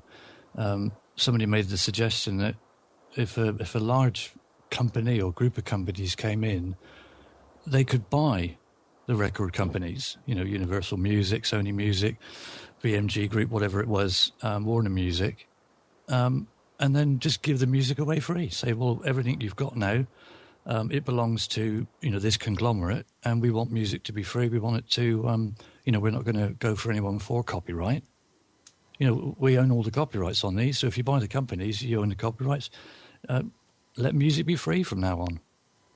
And if you think about it, if somebody was to crowdfund, you know, several million, I don't know how much, because EMI recently went, didn't they? If you were to crowdfund and see what you could get so that you could buy a record company, one of the big ones, and then you would just say, right, you know, the copyrights that came with this company, or with this record label, are now free and open to the public. What an incentive that would be to drive out the competition. Right. Everyone would be signing up with you, wouldn't they? Well, that actually makes a very interesting point, and I had not even thought about it. Why doesn't YouTube buy Warner Music? Why don't they buy UMG? That way, the only place you could legally watch those videos and hear that music would be YouTube. There would be no competitor. Well, I think it's going to be down to Google being so big as it is now that they're into antitrust and you know, competitions and stuff like that. That they're anti-competitive behaviour, etc. But if you could get another big company that had the money, I mean, the cost of Universal Music to Google, in fact, the cost of all of them to Google would be a drop in the ocean. But the benefit that it would give to mankind would be phenomenal. Well, some of this music that's being released, I'm not so sure that would be a good thing to do to mankind, to release it for free. Some of it needs to be banned. Well, if we needed a good shake-up in copyright, if we did that with one of the most blatantly abused part of the copyright system, which is music, to show that, yes, you still can make money, yes, you still can produce stuff, and, you know, get paid for it, whatever else, and it's still freely out there. Everyone can do what the hell they like with. It would give copyright as we know it today one huge shake-up in the right direction. It would force them into having a completely new, different model, wouldn't it? But if they were to buy the company and own the copyright, they could use the existing system to their benefit. Yeah. I mean, if I 107 million, like there was on this week's Friday Night Lotto, whatever it is, I would be quite happy to go out and buy one of these big music companies, allow whatever that they've got to be, you know, free, open to the copyright, and then look to actually creating a business model like some of these new startups are doing, and you know, work out what's going to be best. And it's going to benefit mankind at the end of the day. And you look to a new business model, not trying to prop up an old one. Yeah. I want to go, when we're talking about competition to YouTube, I mean, it's sort of like, think about a snowball. I mean, YouTube is so big. Everybody is sitting there on the bleachers watching that snowball rolling. If somebody started and they started with a small ball people are not going to be watching it. They're going to go and they want to see that huge ball getting bigger and bigger and bigger. It's the same thing. It's almost like, boy, we'll never be able to catch YouTube. So why even start? They're trying and they're trying, but it doesn't work. Right. I remember when Netscape owned the entire browser market. Nobody was willing to take them on because they were just too dominant. Guys, I'm going to get going, but I'll be listening in the car. All right, Andrew. All right. Take care. Brush your hair. Take care. Yeah, brush your hair. See you later. But remember when there was nothing but Netscape? Yeah. Oh, yeah. Yeah. Absolutely. Well, that's where Internet Explorer or Microsoft got done for anti-competitive behavior, wasn't it? With the same as they do in Europe now. Over there in the US, I believe, when you get an operating system, Windows, whatever it is, 7, 8, whatever, you just get Internet Explorer. Over here in Europe, it was ruled that was anti-competitive, and they have to give you a browser choice screen when you install the operating system first. It doesn't just give you Internet Explorer. It must pop up a browser choice and give you the ability to get another one, which they failed to do on Windows 8, so they got fined again. Well, to me, it's silly. I mean, if they made it impossible for you to install Chrome or Firefox, that would be anti-competitive. But just including one for free as part of the operating system, that doesn't offend me. No, well, the other thing was as well that you had to use Internet Explorer to do Windows Update, which they found was also part and parcel of it. It wasn't just the fact that it was only Internet Explorer; it was so integrated in the operating system that you had to use it, and they said that was not fair, which is true. It isn't. I don't know, because when you talk about installing new pieces into the operating system and not having control of the browser particularly, and I don't know, maybe they have done it, but if you are able to use Firefox to update your Windows operating system through Windows Update, Firefox is open source. Anybody who wants to can hack it. I don't know. I guess at least at some level, and I'm not certainly committed to this ideal, but at some level, I don't mind having to use IE to do Windows Update. A, if you have to use a browser, but B, my understanding is that through Control Panel Windows Update, it actually uses the background. It probably uses IE in the background, but it doesn't even open the browser to do Windows updates. In XP it did, but Vista, 7 certainly and onwards, no. It did it via... well, the thing is, because Internet Explorer is so inbuilt into the code, back in XP days, you could type in a web address in File Explorer, and it would open up in the page. So it was that integrated, but it's less integrated now. Certainly over here in Europe, anyway. Well, I think that's the case here, too. Talking about browser, since I started being on Hangouts on a more regular basis, while still doing work, you realize what a resource hog Google Hangout is. And it doesn't matter what you try, the computer just slows down. I don't know if anybody... I tried to open Explorer, forget about Firefox together with Google Hangouts. And Google Hangouts I use with Chrome. It's because you're not pedaling fast enough, Amnon. Yeah, probably. You're using your Pentium 4 with XP. So? Yeah, it's a video thing, isn't it? You've got several videos coming through as well as audio and everything else, and it does take a huge amount out of your system. It's just amazing. It's almost like you do need another machine just for that, and then a machine to do something else. Well, if you've got an i7, you can run everything you want to on it. But if you're going to do video, you need at least a dual core, in my opinion. Hey, Nick, Yes. you using an i7? No. Well, at the equivalent of AMD. Yes. Do you see a slowdown when you're on a hangout? No, not really. Not at all, really. I mean, it's just like running something in the background. But normally, like you said, when I'm in a hangout, I'm doing other things. I have videos playing or videos rendering and stuff like that. So, I mean, normally it doesn't affect me at all. You've got an 8-core, haven't you, AMD? Yeah. Yeah, lucky person. With that, you don't even need to pedal at all. In fact, you've got to probably pedal backwards, haven't you? Yeah. Yeah. Solid-state drives.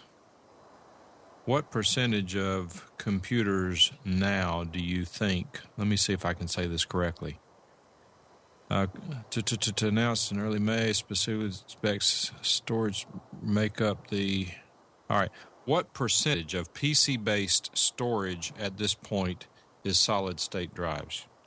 0.05. You're talking about home users, are you? It doesn't say. Well, PC-based would be anything that's not a tablet what is or it, a... Mike? Well, to give you the long answer, which is, I think, very telling and interesting, the SSD-based storage is only going to make up 1/3 of all PC-based storage by the year 2017. Well, but today.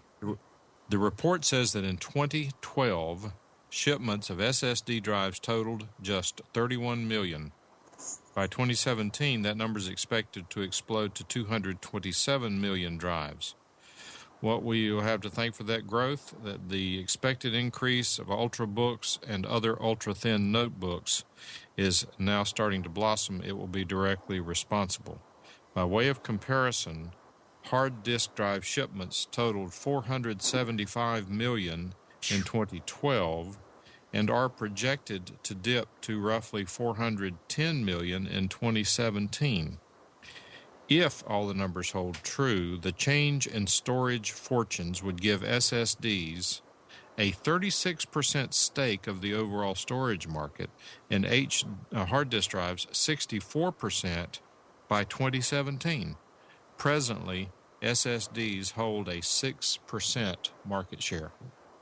It's going to go down from 470 to 410 on the hard drives? That's all. That's it? That's it in 5 years. I don't buy it. Yeah, that's because what'll happen is there will. And I'm just guessing. My guess would be that either now granted, you can buy a 4 terabyte hard drive. You can't get a 4 terabyte right SSD for less than the price of your house. But how many are going to be shipped in 2017 SSDs again? By 2017. No. Let's see. By way of comparison, if all the numbers hold true, a change in storage fortunes would give SSDs a 36% stake. No. The number of drives shipped in 12 and 17. 227 million SSDs shipped. In 17 or in 12? It really doesn't say. I think it means cumulatively. Oh. And that's not even taking into consideration any new technologies that are just around the corner. For instance, graphene. Yeah, who knows? I read something else this week, I think, regarding IBM. Organic. And when they developed something that is, because at the end of the day, all it needs to do is be a 0 or a 1 and switch between those. Yeah, and let me tell you this. While I was on this hurl and everything, I got to handle and play around for the first time with a Samsung Chromebook. You talk about new technologies. What about current technologies where you have solid state, 16 gigabytes available on something like a Chromebook and everything up in the cloud? You buy a Chromebook and they give you, 200 gigabytes for a 2 or 3 year period or something else like that. So I got to tell you, that little Chromebook was really nice to play around with. Yeah, NSA loves them. Yeah, and when we find out how the NSA is storing it all this information, we may realize that there is a whole new technology probably brought in by aliens. And all we need really is in our next paycheck is just to get confirmation that if we use our social security number as the login details, then all the storage that's out there now costs us nothing because they're already saving it for us. Nice of them, isn't it? Let me tell you another fun thing that happened at the Hurl. We were sitting at a restaurant, and Robert Taylor, who has a Motorola Razr Max on Verizon, and I have the Samsung Galaxy Note on AT&T, he challenges me to a speed test on Charlotte's LTE. And he's really cocky about it. And so he does his speed test using the speed test app, and he gets like 15 down and, 9 up or something else like that. So I say, okay, I'm going to run mine. AT&T LTE using the speed test app on my Note 2. Are you ready for this? I had 44 megabytes down and 15 megabytes up. Gracious. What was he using? He was using Motorola Razr Max on Verizon. Gotcha. So at least in Charlotte, AT&T just blew Verizon out of the water on speed. Wow. What kind of ping times were you two guys getting? I was so focused on the great download and upload speed that I just totally missed what the Didn't ping pay time attention. was. Yep. Because almost every time I do a speed test on my phone, it's 1 to 200 milliseconds ping, which makes it almost useless.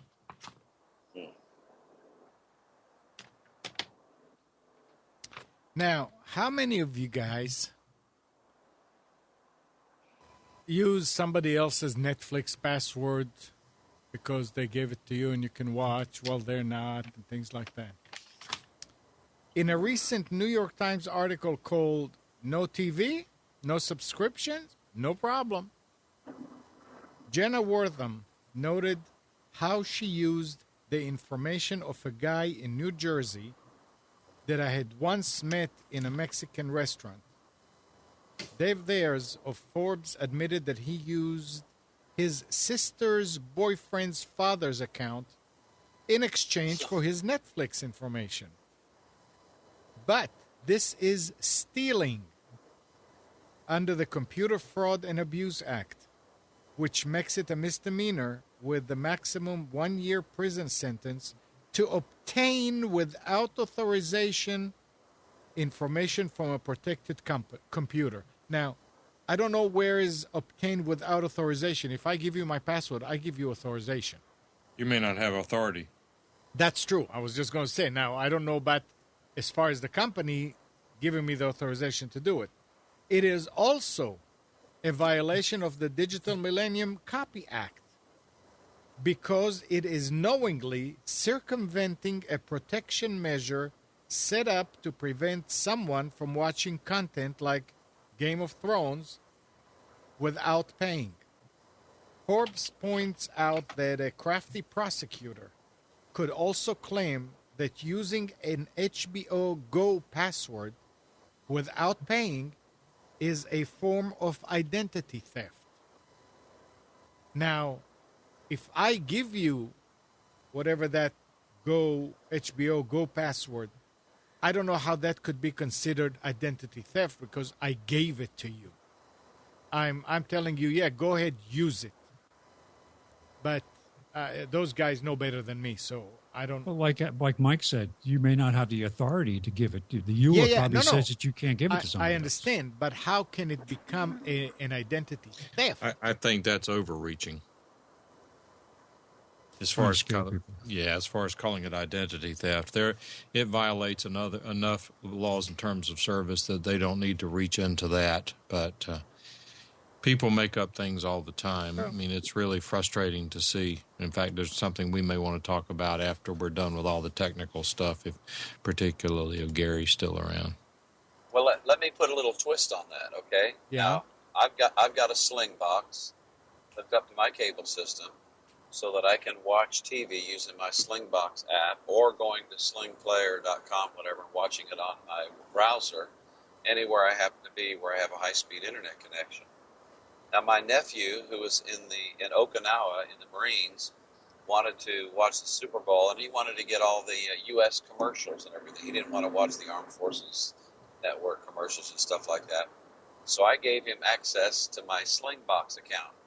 Now, Slingbox, only one person can be watching that Slingbox at one time, but he was able to log in to my Slingbox from Okinawa on his browser and watch the game. What about that? I don't see any problem with that.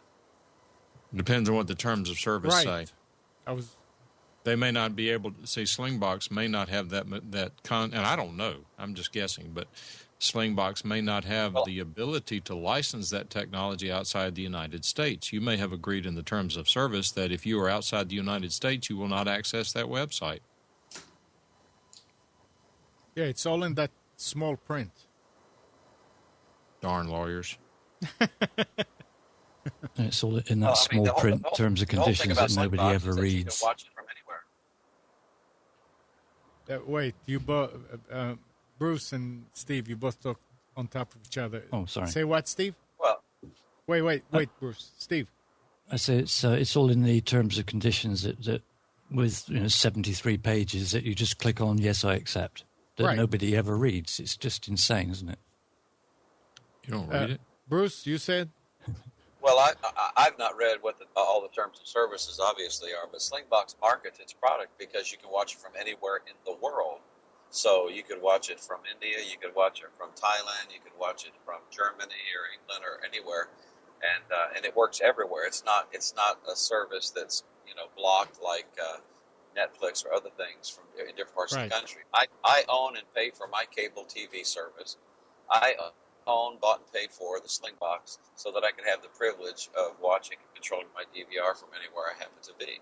So, there may be something in the terms of service, but I can tell you right now, I see no problem and will not see any problem from allowing somebody to watch my cable TV that I pay for from another country if I'm not utilizing that service at that time.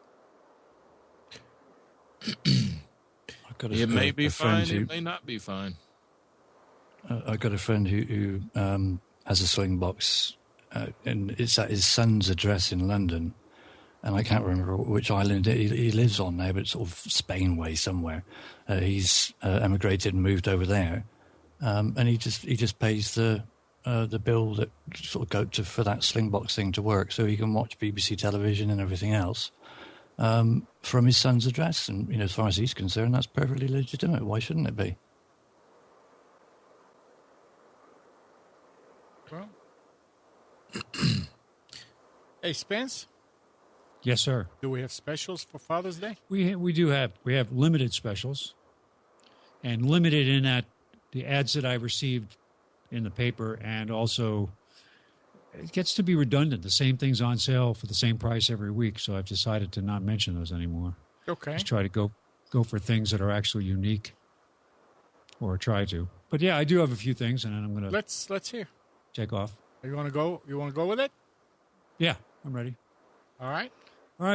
So Office Max has a inexpensive 4 gig tablet, 7-inch 4 gig tablet for $79. That's $50 off the regular price. They've got a bunch of different Bluetooth keyboards. Well, I should say different colors. It's interesting. If you have an iPad or a tablet, an Android tablet, you can use a Bluetooth keyboard or even use with your smartphone too, for that matter, just to make things easier when you're typing. $27.99, $7 off. HP 15.6-inch entry-level laptop for $279. That's $100 off. They got SDHC cards on sale. 8 gig for $799, 12 off. 16 gig for $12.99. That's 17 off. That's at Office Max. At Tiger Direct, they have, now this is a good deal today, 23-inch Acer LED monitor for $109, $30 off. They have a 24-inch monitor for $139. That's combined sale price and mail-in rebate. They've got the TrendNet N300 wireless router or the USB adapter for $19.95. So you can get both for $35. D-Link Wireless N IP camera, $34.99. That's the cheapest I've seen it yet. That's a coupon, but I'm sure they'll have them in the store. APC 1250 VA battery backup for $124. Ultra 2000 VA battery backup UPS for $149. And they've also got Class 10 micro SD cards. Now, Class 10 is getting up there as far as speed that with which you can write to the card itself. 8 gig for $5.99, 16 gig for $10.99, 32 gig for $17.99. So if your smartphone or tablet or whatever has a micro SD card and it is removable, easily removable, it's a good deal. That's at Tiger Direct. And finally, at Best Buy, they've got a 15.6-inch Samsung AMD A8 quad-core laptop for $379. They've got an Asus i3 touchscreen laptop. This is with 11.6-inch screen for $479. And they've got a CyberPower 625 VA battery backup UPS for $49. That's $15 off, and that's at Best Buy. And that's it. I think everybody left to go take Thanks breaks. very much, Spence. Skype has crashed on me again. It's telling me, unfortunately, Skype has stopped. Do I want to report it or say okay? So it's really interesting when I dial in. I keep even though I'm connected and can talk to you guys, I hear this constant ringing as if you had not answered yet, and That sounds rather infuriating then. Oh, and then he's gone. Spence. Yes. Who had the 2000 VA? That was Tiger Direct. It was an Ultra brand for $149. Yeah, I thought you'd be interested in that. That's pretty good. Yeah, I had a situation with my big UPS. I mean, it's huge, but it's only 1.4 kVA. After the storms that we had, and the power goes up and down, up and down, up and down, up and down real quick and stuff. I mean, for a while, that battery was not what it was supposed to be. So my computer went down. So I said, okay, it's time to change the battery. I looked around, and it's $180-some for the battery. It's 12-volt. It's one battery. I mean, I still don't understand this. Some of them have 6 12-volt batteries, and here is same size, and it's one 12-volt battery, but it's an 80-amp hour. I mean, the battery, I could hardly pick it up by myself to take it out of the thing. I think the average car battery for something that hasn't got loads of electrics on it is about 40 amp hour, isn't it? I don't know. And then if for one that's got all the gizmos and electric windows and you name it, electric seats, the lot is something like an 80 amp hour. Because I know it has, I mean, a car battery has like 900 cranking. Yeah, that's how amps. you typically rate them, is cold cranking amps. But anyway, so I was trying to figure out what to do. Do I go get that? Called Clyde, who helps me a lot with UPSs, and he said, if you put the batteries outside, you can run car batteries. So called Uzi, my brother, who just did his UPSs and lives next to the interstate distributor, and they have blemished batteries. And I said, get me a battery if you're coming out this way. So instead of paying like $80 for a battery, you pay about $30. So he was saying, what are you doing? So I told him, he said, you know what? You should get 2 batteries, put them in parallel. It will hold it a lot longer. So I said, okay, bring 2. But then I was about to run a 12-gauge wire from the batteries through the wall to the UPS. And Uzi said, no, you can't do that. That's not enough. Now, I don't know about that stuff. So I said, so let's go get something else. So we went to Home Depot and picked up 12 foot of 6 gauge. And ran that and hooked the batteries in parallel. It was almost an all-day event because I didn't want to cut the wires inside the UPS, so I had to go and get terminals that will fit and all that. But the thing works. And put the batteries in one of those plastic bins Like right outside on the other side of the wall. The bins that you use for a boat battery? No, the bins that we use for old clothes. But I see what you mean. Yeah, plastic. You know those. Just have to have some vent holes in it. That's all. Well, they're not airtight.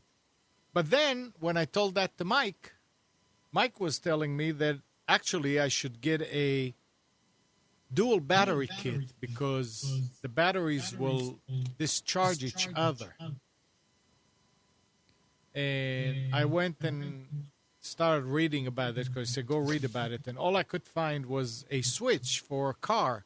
And you hook it from the terminal on the alternator to that and to this battery and that battery. And I'm not sure that this is what Mike had in mind. Nope. But then I was asking Clyde. Clyde is an old customer who does a lot of electrical work and UPSs. He's the one that told me which UPSs to get and all. And Clyde was saying, I don't think you need to worry about that with the UPS.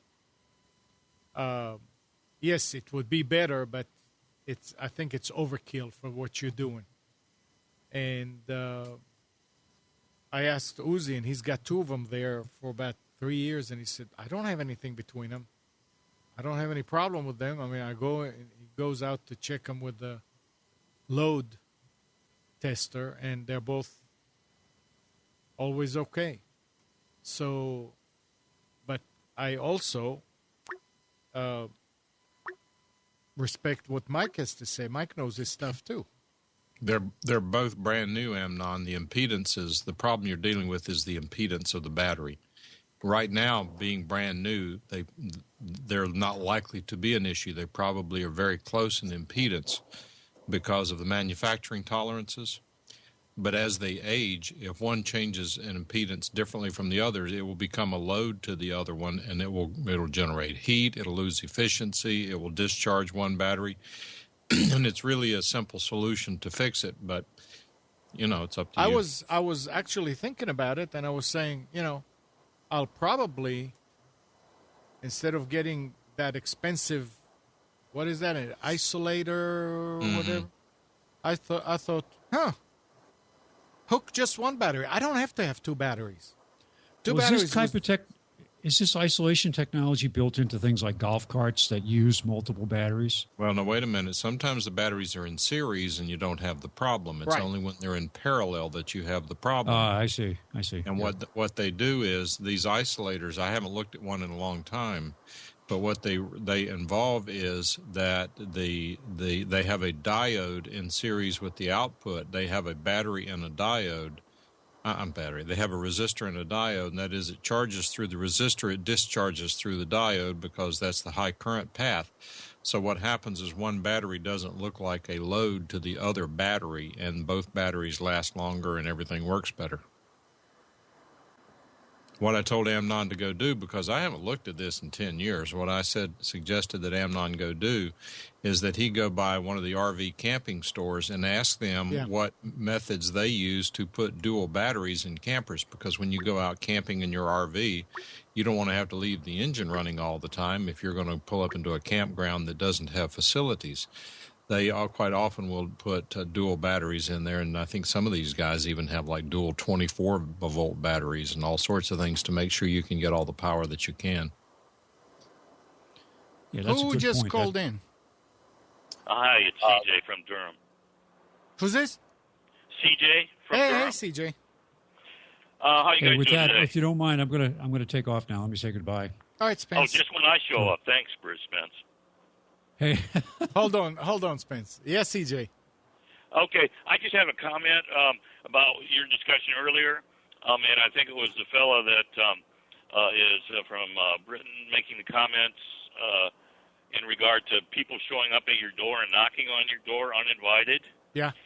Actually, I Yeah. work in the survey research industry as a field interview and a field data collector, and I've worked on some pretty important studies, including the Survey of Consumer Finances, which the Federal Reserve Board is undergoing now every 3 years. It's a real important study that policymakers and economists and people need to know about, individual consumer finances. Another real important study is the General Social Survey done every 2 years by the National Science Foundation. These are both address-based samplings, and so we have to show up at a door. We don't know who they are, but they do send out a letter ahead of time introducing us. And then we have to knock on the door and try and convince people to take an hour or a certain amount of time out to participate in the survey. So, if you choose not to answer your door, we'll never get your opinions and information from people that never answer their door, or people that are too busy or not interested. But I just thought I'd, just kind of add that to the discussion about that sort of thing, because it is real important that people are aware there are people that do go door to door these days and knock on strangers' doors, and it's legitimate. We don't solicit. We don't sell anything. We don't share their names. Privacy and confidentiality is at the utmost. We're subject individually to 4 years imprisonment and $250,000 fines if we give up any of the personal identifiable information, PII. So just a thought you guys might want to consider. And for any CJ, listeners or that sort of thing. what you're saying is a very good point and a valid point as well. The thing I take from what you're saying there is, I don't want to blanket everybody with the same brush. And the point you made there was a very good one, where your company writes to the person and says, if you're interested, we can send somebody around to do this, whatever. Well, no, we don't say that. We say in those letters, we explain the study, and we say in a few days or in the next week or two, someone will come to your door and knock on it. Yeah, that's fine, because you've announced yourself. Yeah, but it's just an address-based sample. CJ, but the thing is, you're going out, and if you are about to talk to 50 people and 10 of them don't answer the door, you still get your data. Well, we don't just stop one time, believe me. We go out many times. And again, this is very sophisticated statistical type of sampling, because the samples that we do can be anywhere from 1,500 households to 10,000 households that, in fact, represent all of America or some other population. And again, it's like the old, I'm too busy. Well, we're all too busy. But you know what? If we gave up after one time, someone told us that you're too busy, we would not have any information or data from people that are too busy. That's why we don't stop sometimes. We don't want to be pushy, but we have to be persistent. So anyway, that's good. That's the other side of the coin, yeah. Right. It's the people that call unsolicited that annoy me, and I think that it gives everyone a bad feeling. But if you're doing it in a legitimate, I used to quite often I would get calls back when I was working in younger, saying, would you be prepared to take a survey? It'll take 5 minutes of your time or whatever. And I quite often used to say, yeah, okay, no problem. Well, if you can ring back in an hour, then that's I can do it. And I used to do it regularly. But then it got to the point where, you just get unsolicited calls at all sorts of weird times, and you just think, well, I've had enough of doing this. I'm not doing it anymore. There's too many coming through now. It's mad. Okay, well, I guess if that's what you're experiencing, I'm sorry about that. But again, the studies I've been working on, they're done every 2, 3 years, 4 years, depending on what sort of thing it is. And again, these aren't we don't call people up. We visit them in their homes. Sometimes the interviews can be done over the phone, and on top of that, often we pay incentives. We pay cash incentives. For some people, a $50 incentive to do the current survey of consumer finances that takes an hour and a half is nothing. But believe me, there's lots of people that can use that money and do the survey, and then we have to try to cajole some of the more well-off people in America to, just spend an hour and a half and participate. Yeah, you need a broad range. You can't just get it from one Absolutely, one because sort. then it doesn't do anything. Again, this survey by the Federal Reserve Board is the bankers, corporations, economists, and then all the policymakers and politicians use this all the time. Again, it'll be in the news again often. Republicans and Democrats use it a lot. The far right on the Fox News will refer to it, and on the far left, the MSNBC uses it. So it's not this one is not politically based at all. All right, CJ. Well, I've got a Thanks. question Appreciate for you. it. Oh, Other than the $50, wait. I thought it had something to do with Spence. If Spence needs to go, I want to give him a way out. Thanks, Spence, for listening. get up I appreciate whenever. it. All right. Have a good week, everybody. You too. Have a Have a great week, Spence. happy Father's Day. Happy Say hi Father's to everybody. Day. Bye, Spence. Yeah, go ahead, CJ. Oh no, I'm sorry, Mike. I was asking CJ the question. Other than when you want to pay someone to do it, which, again, that still poisons your sample because you offer me $50 to do it, and I'm still not going to do it. And the reason being is I don't understand the value of spending my time to do these surveys with you. I mean, what's the pitch? Why should I want to do this for you other than the $50, which I don't care about? But that being said, there's so many scammers out there posing as survey people. You got to have an uphill battle on that one. Well, we do at times, but first of all, the incentives sort of have only come in place over the last maybe 10 years or so. For instance, the survey of consumer finances and GSS have been going on for decades. People have responded and set aside that hour or more to provide their opinions and thoughts and individual situations. I guess it's sort of not a patriotic duty, maybe a little bit of an altruistic sort of thing, saying, look, guess what, you're not going to get immediately anything directly from this. As for, the idea of all the scammers and all that, for sure, that can be a problem for us. But, we've got our ID badges. We're equipped with all the 800 numbers and other follow-ups that they can check us out. I went to the local police station just on Friday to give a community authority letter to the local police stating I'll be in this neighborhood conducting this study over the next 2 months. We just want you to know so that if anybody wants to call the police here, that you're aware of us. And again, we're totally legitimate. So again, I think, if I knocked on any of you guys' doors, you would immediately know within about 60 seconds, I'm not a scammer. I'm legitimate. Then it's up to you. Mike, maybe you are too busy. Maybe you got too many important things in your life to not participate in the survey of consumer finances this year or in 3 years if you were That's not what I said.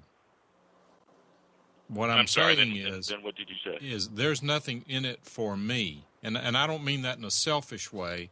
I'm just saying that, and please, CJ, do not take anything I'm saying personally here. No, I don't. I'm sure you have real thick skin if you're being in that business. And this has nothing to do with you personally because I don't know you. I don't know the company you're working for. I don't know the surveys you do. I don't know the value or lack of value they have. I'm not even commenting on any of that. What I'm thinking about is when I go to my front door and open the door, I've gotten up from the middle of what I'm doing, important. Usually it's on a hangout, so I've got to say, okay, guys, I'll be back in a minute, and that's sort of a joke. And I get up and walk downstairs, open the door, said, hi, I want to do a survey with you. Not interested, door closed, back upstairs. I see no reason to stop what I'm doing and to do that survey with you. And reason why has nothing to do with you or your company.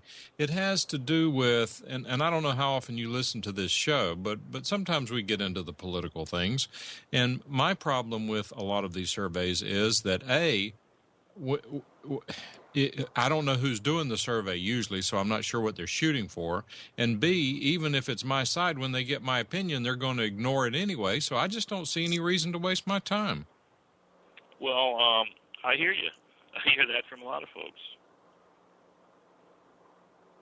It just doesn't. I don't know. I don't see what the benefit is. I don't know that a hungry child is going to be fed if I sit there and take my time. I mean, it's and you look at what the current regime does with regard to using surveys to manipulate things. I don't want to be a part of it. And so anyway, the results of these survey goes to some warehouse in Utah, I heard.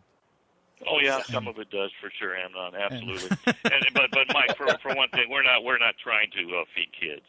That's the point. The other point. No, I understand that. I was being sarcastic, and we have to be careful. I understand. I love your sarcasm. I have been called the prince of sarcasm, but you may be the king of sarcasm. So like just what you told me about your example here of you're in the middle of something, I knock on your door. And you say, you're busy, so why are you bothering me? Again, all I need is 30, 60 seconds. I'll come back. I'll do it when you're not busy. Now, let me ask... We want to make it easy for you. Go ahead, I'm sorry. Let me ask you this, CJ. What do you do when you see on the door a sign that says no solicitation? Oh, I knock on it right away because we're not soliciting. Okay. We're not selling anything. We're not selling your name. We're not trying to do that at all. We are a legitimate national survey company that are doing studies on the behalf of whether or not it's the National Science Foundation, on behalf of the Federal Reserve Board, on behalf of any particular. Most of them are 80 to 90% of them are government based. It may be some of it is not the most important information, but a lot of it really is. That's a deterrent right there. CJ, again, you don't. I have to say it's federal government, or it's I understand. CJ, you don't know me, but I will assure you that I spend many hours a week helping people in my little area, which is primarily audio broadcasting thing. Hours a week, I help them, and I there's no ulterior motive. I ask nothing in return. I mean, I enjoy it. It's my hobby. I like doing it. I think Amnon will vouch for me that when it comes to helping people, I'm a good guy. Oh, yeah. Is that fair, Amnon? Absolutely. You go the extra mile.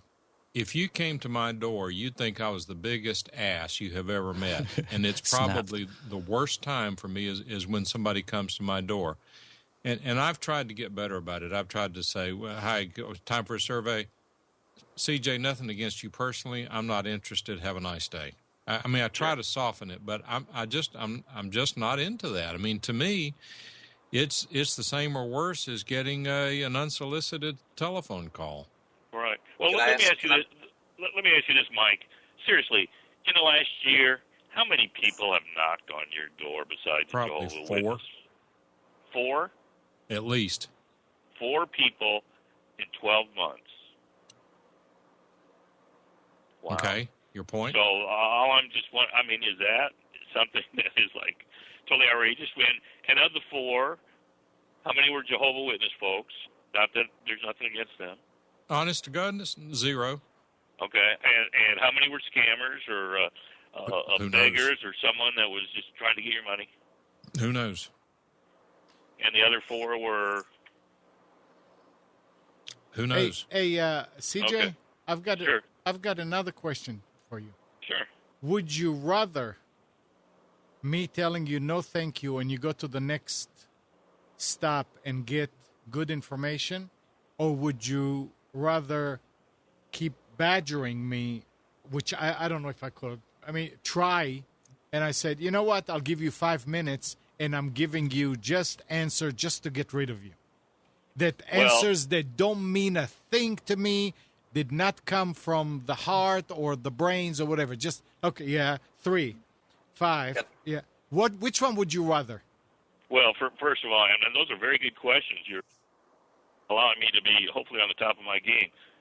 First of all, we can't go to another address. Again, it has to do with, and it's again above my pay level in education, but in these samplings of these studies, you can't just throw out the address and replace it with another address at random.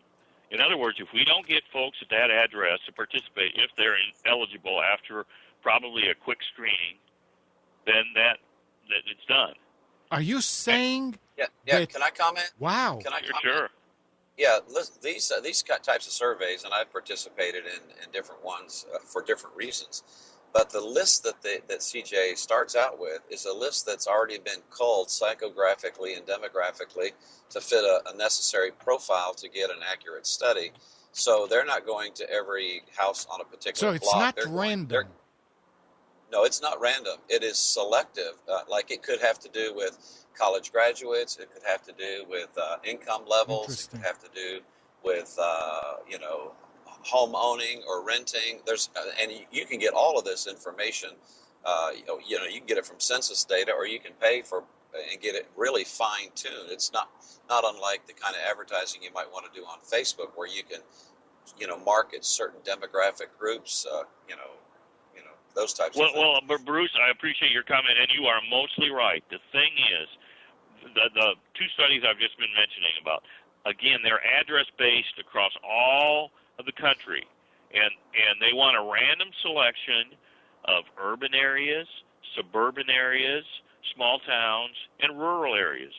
And within those, they want them mixed up so they do get a true reflection of the entire population that they're sampling. So no, you can't go when you get an address, and you get normally an address, and you don't go door to door. You're given addresses, maybe 5 or 6 in one census tract or one small town.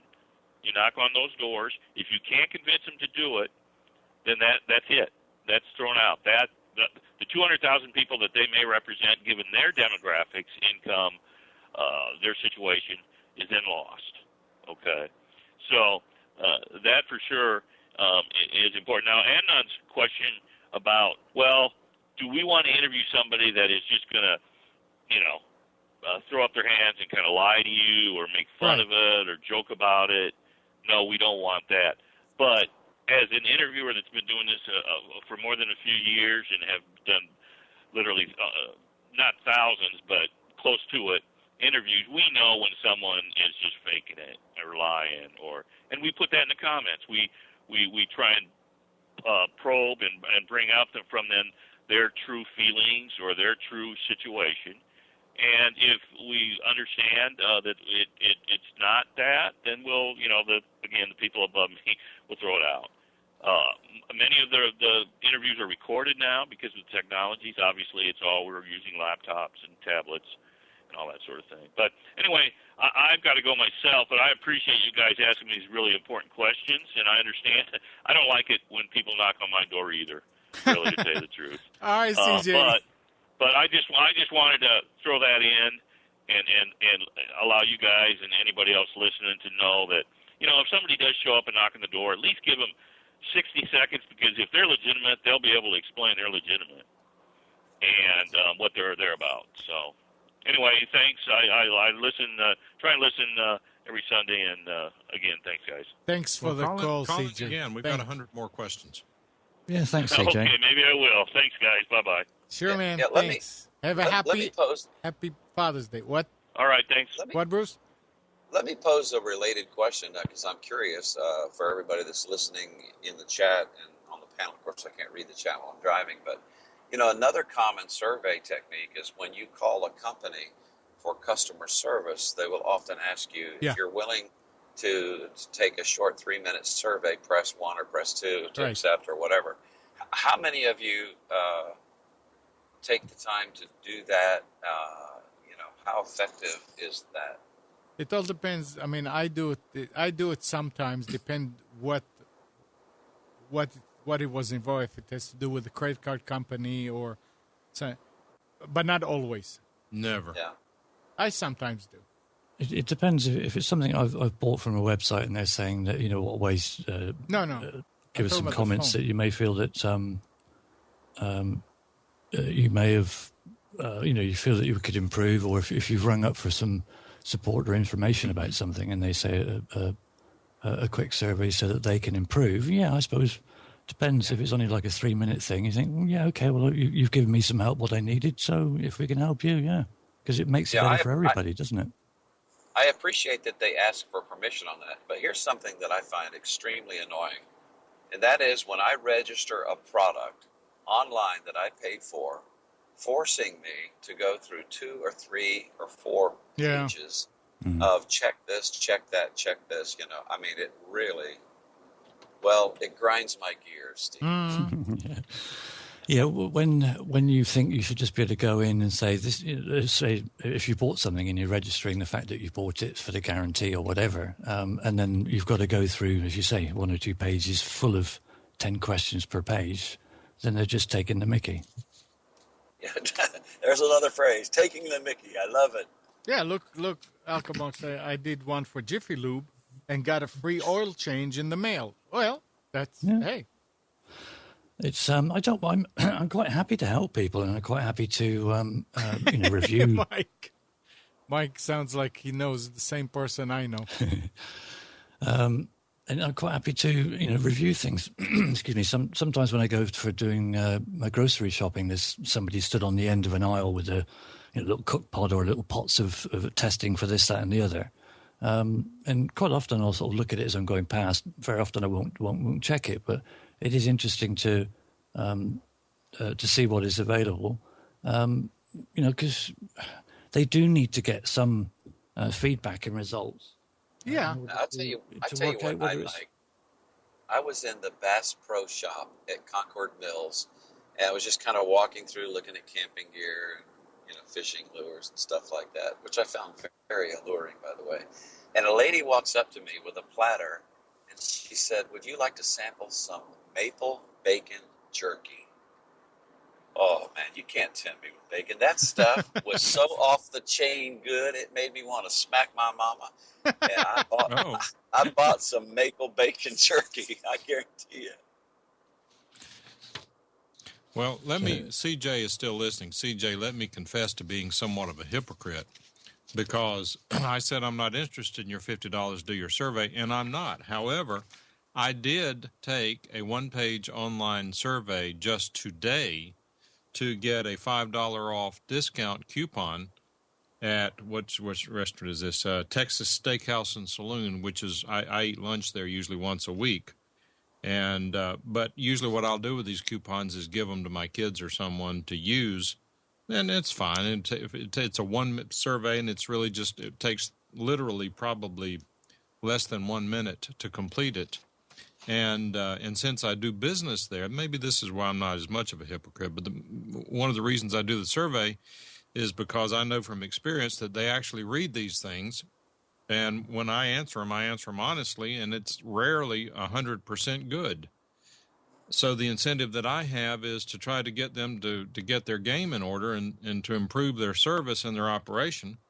And I've, in doing these things, and I guess it's the restaurant thing where I have the issue, but in doing these things, I've had them offer me free meals and things like that, and I generally decline them because that's not why I do it. I want them to fix their nonsense. When I go out to eat lunch and I'm in a hurry and want something to eat, I don't want to have to get in there and fight the darn restaurant. But that's because there's something in it for me, and that is for them to fix their problems. If I can help them, I don't really... Sounds horrible. I don't care what they do. I care how it impacts me because I'm the customer and I deserve to be able to walk in, get a decent meal at a decent price, and get back and get to work and finish the day and go home and be with the family. So at the end of the day... Yep. Sorry, Mike. Go. So at the end of the day, the vast majority of reason for anyone doing anything is that there's a benefit at the end of it for them. I'm not saying that's the only reason for doing it, but it's a big proportion of it. So, Mike, as you're saying there, he's prepared to do a quick survey in hope that it will help the business and perhaps his future business that he gives the company, and he gets a little return from it, which, by the sounds of it, he doesn't even use himself. The point I was trying to make is that I think it's got to the point where, certainly for me personally and my father as well, we got so fed up with being inundated with people knocking on the door, and it may only be once a week, but that's not the point. The point is it got to the point where it was too much. That's enough. I'm just not answering the door anymore, and I won't answer the phone to a number that I don't recognize. And that's the point I was making. Is it's a choice. There's no law to say that you have to answer the door. There's no law to say you have to answer the phone. And for me personally and my father personally, we just both got to the point where we're fed up with being hassled, if you like. So That's a choice you can make. So, Steve, in the UK, when your doorbell rings, you're not expecting someone. Who is it likely to be? Well, I mean, occasionally I will answer it. I mean, I'll have a quick look through the peephole if I'm sort of, in this room. I don't usually bother because I won't hear it from the back room. But if I look through the peephole and there's, a couple of ladies stood there, generally no, because they might be the JWs. If they look like they've perhaps got a work type, reflective jacket or something like that on, then yeah, I may well answer it. Could be somebody working in the area and needs access, but if I'm in the middle of doing something, the doorbell goes, well, I'm not expecting anybody. I won't stop what I'm doing if what I feel I'm doing is more important than potentially what somebody at the door could be asking me to do. Yeah, there's I a think Denny's. Go ahead. Yeah, I was going to say there's a Denny's diner in Melbourne, Florida that I eat lunch at frequently, and I go there not just because the food is consistently. You go for the waitress. Good, but the lady that manages it, she's a delightful Filipino lady, and the waitresses are so friendly. I mean, I walk in there, they greet me by name. I mean, they just go out of their way. So if you've ever been to a Denny's, you know that every once in a while, your receipt will have, go to this website, there's a brief survey, and I do that for them because I want corporate to know what a great job they continue to do. Now, the fact that they give me a free Grand Slam for my next business trip the following month, I like that too. There you go. And I always tip better on that free Grand Slam than the one I pay for. For sure. Yeah. For sure. And we had an interesting conversation yesterday. My two daughters and my wife and I went to see my wife's father for Father's Day yesterday. Drove a couple hours to get there. One of the topics that came up was my younger daughter was married on May 18th. And one of the things that they did for the weekend is the ladies all went, and I guess it was all just ladies, went and had their nails done. I know I didn't go. And they were all three commenting how I don't know much about doing nails, but how they lasted longer than they normally do. And they say, yeah, my wife just had hers touched up or redone or whatever you do to them. I don't know that, but they were all three surprised at how long their nails lasted, having been done by this company or lady or shop that it's not one they normally visit. And I asked them, I said, so have all three of you gone on the internet and posted on this website about how happy you were with the quality of work they did?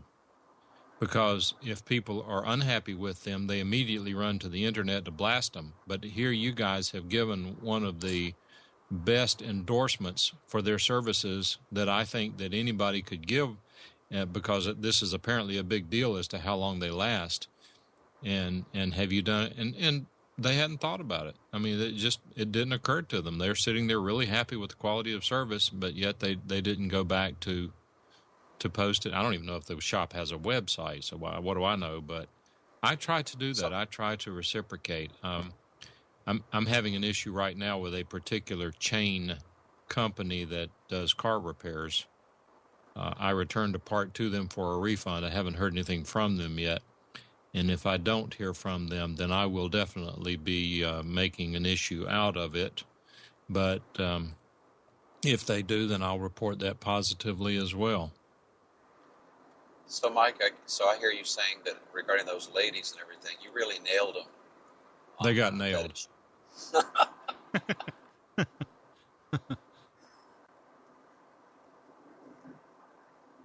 I've got one more here before we, and that's kind of interesting. And it's about the NSA. NSA surveillance may have dealt major blow to global internet freedom efforts. Simply put, the U.S. government has failed in its role as the caretaker of the internet. Although this was never an official designation, America controls most of the infrastructure, and many of the most popular services online are provided by a handful of American companies. the world is starting to sober up to the fact that much of what they've done online in the last decade is now cataloged in a top secret facility somewhere in the United States. The goal has been to promote internet freedom around the world, but we may have also potentially created a blueprint for how authoritarian governments can store, track, and mine their citizens' digital lives. And I was reading about the comments to the thing, and really it seems like now other countries are going to say, well, we're going to have our own because we don't want anything to be cataloged over there, and then just open certain doors to communicate, much like ISPs that have their own cluster of servers and all that, but there is a router that connects somewhere else, and you have a firewall that stops others from coming in, and you open it for certain people. Just like you're in your house, you close the door, but you open it to only the people that you want. And that's going to really make the internet something that it is not today. And that would be a shame. But, you know, we say that we have to pay for our security, but sometimes the security have to pay for our whims or feelings. You know, we say, no, we don't want that, and we're not going to let you do that. And then security suffers. So what do you think? Mike? Nah, I don't know. I think the way things are going with... Sorry, you go ahead, Bruce. You've probably got something much more interesting to say than I was going to. No, after you, Steve.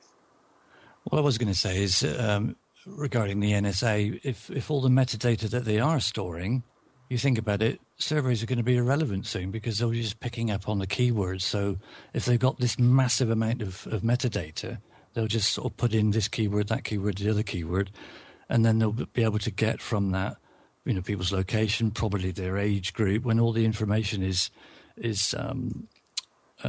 correlated, they'll be able to pick out everything that you could possibly wish to imagine. So we won't need surveys anymore. Sorry, CJ, but you're going to be out of a job. Hadn't thought about that.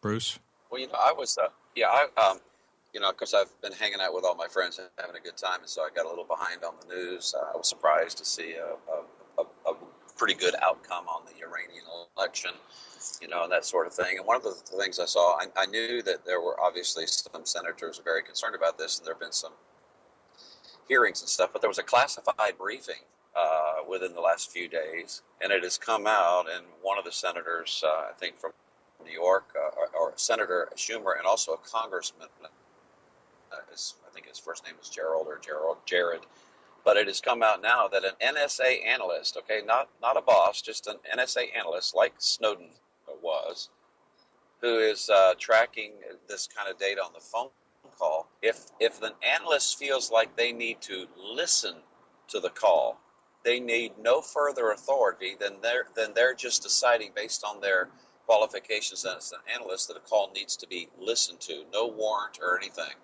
So we've not seen the end of this thing, and you know, how far should we be willing to allow this kind of invasion of privacy? But for somebody to be able to actually listen to my calls, not just get the metadata, the time, the day, who was the caller, who received the call, and so forth, but to actually listen to my call without a warrant is unconstitutional, and I think people are not going to put up with it, no matter what level of security it might bring. Well, let me offer you a disturbing counterpoint. I have tried desperately to understand how a country that has had the freedom that ours has had, that has had fathers and grandfathers fight and die in wars to protect the Constitution and to protect the freedom that this country has enjoyed.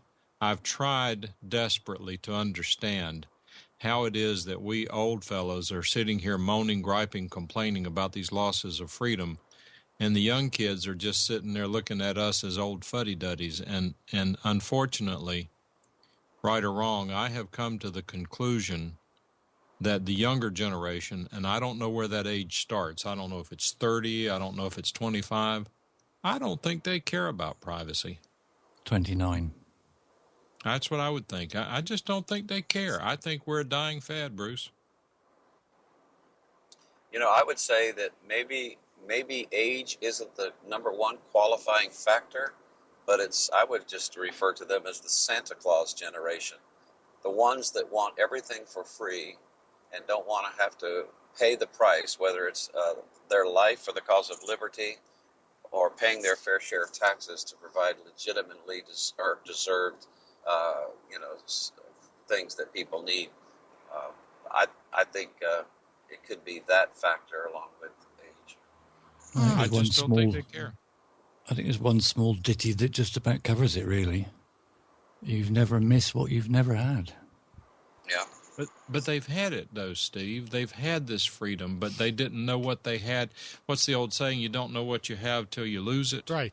Yeah. And then it's too late. And the reason that we get so frustrated is try to preach from the highest mountain. Look, you guys, you don't know by voting this way, you don't know what you're giving up. You're going to lose it. And when you lose it, there's going to have to be another world war to get it back again. These freedoms were not acquired just because a bunch of people got together and decided that we were going to have them, but they can be lost that way, and they're being lost that way. But and then I think about it and had this long private thinking session about this yesterday. If the younger generation, if the new generation, whatever it is, the me generation, if they don't care about loss of freedom, there is nothing we can do to stop it because we're outnumbered. It's over as far as that is concerned.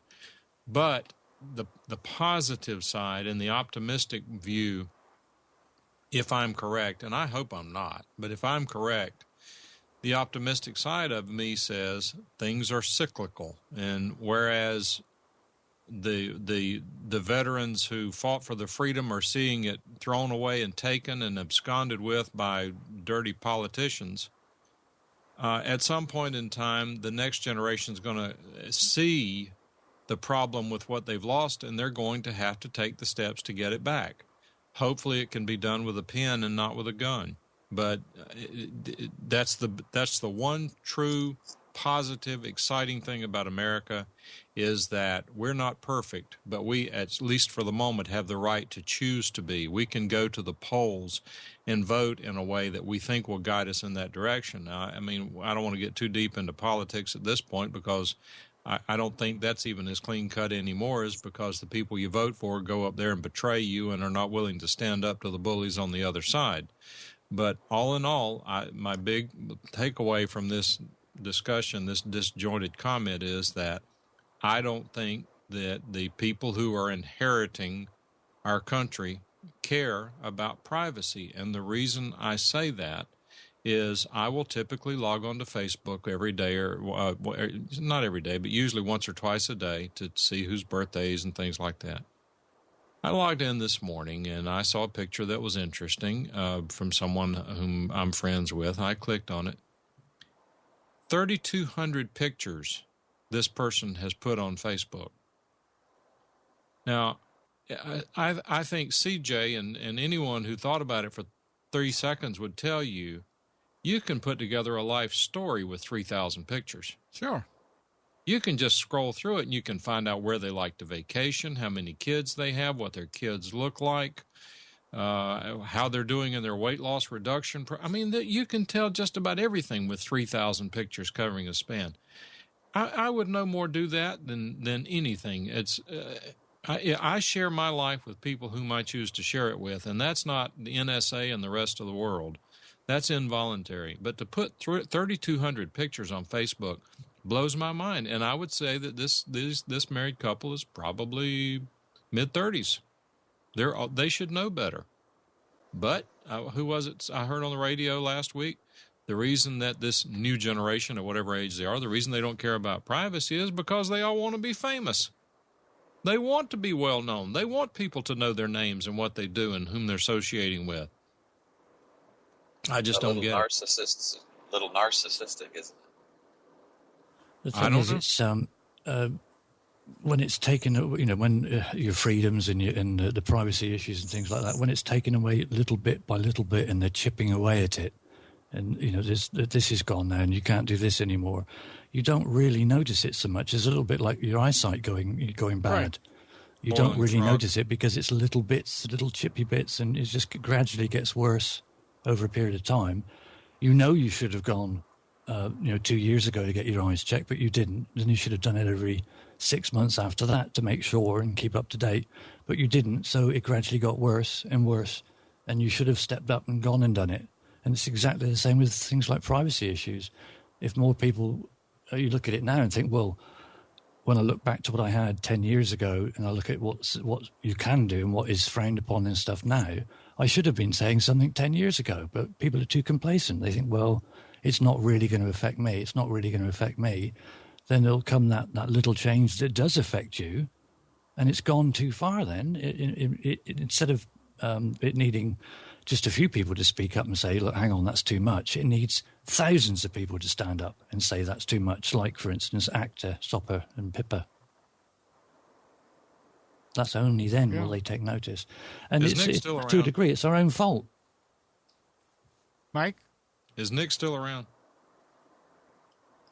He's connected. I don't know that he's Okay. by the computer.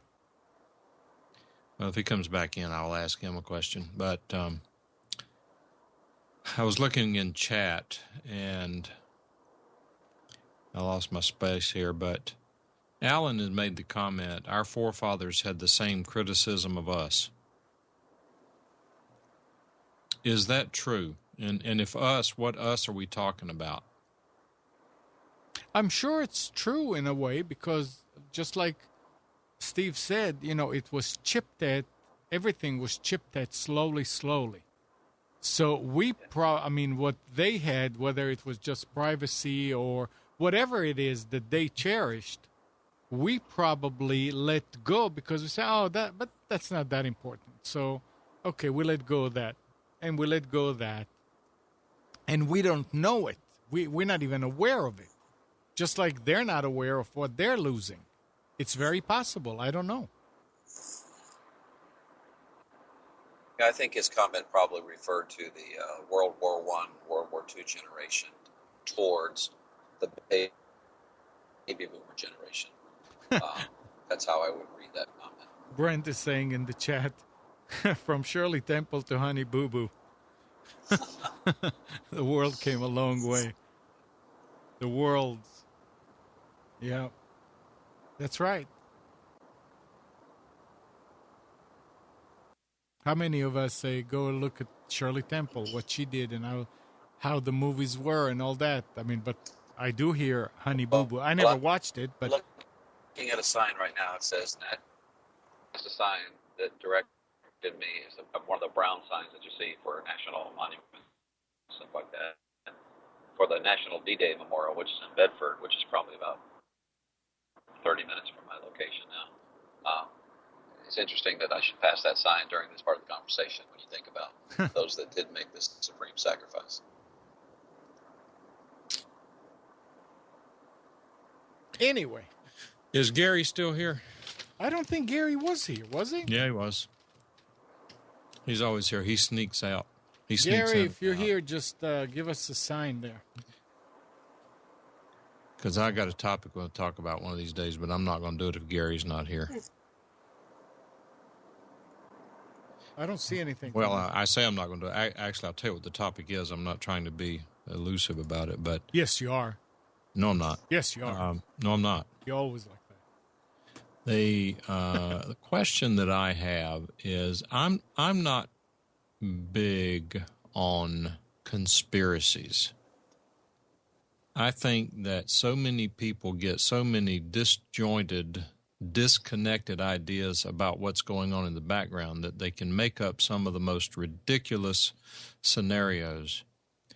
And then, of course, then the NSA thing comes along, and then you find out that it's not all fiction. But one of the biggest issues in the Internet right now, in this kind of topic, involves Monsanto and Roundup.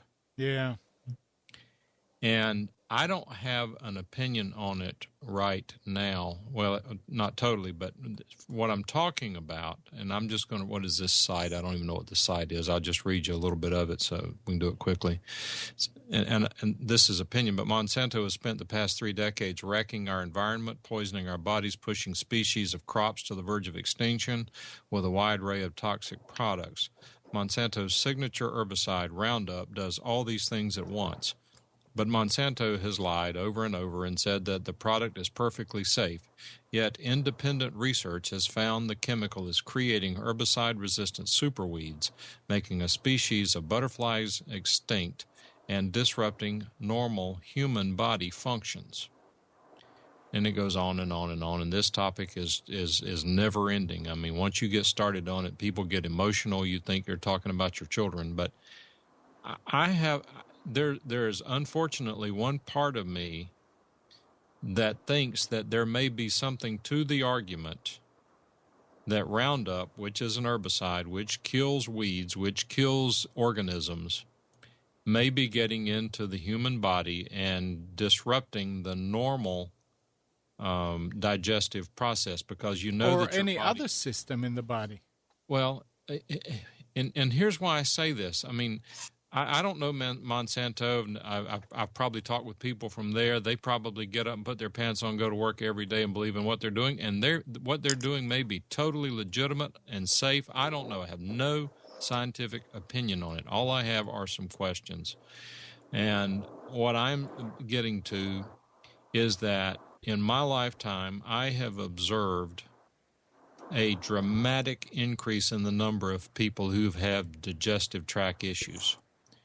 I mean, you look at the number of people now who have celiacs, the number of people who have irritable bowel syndrome, the number of people who are, it used to be lactose intolerant, now it's gluten intolerance.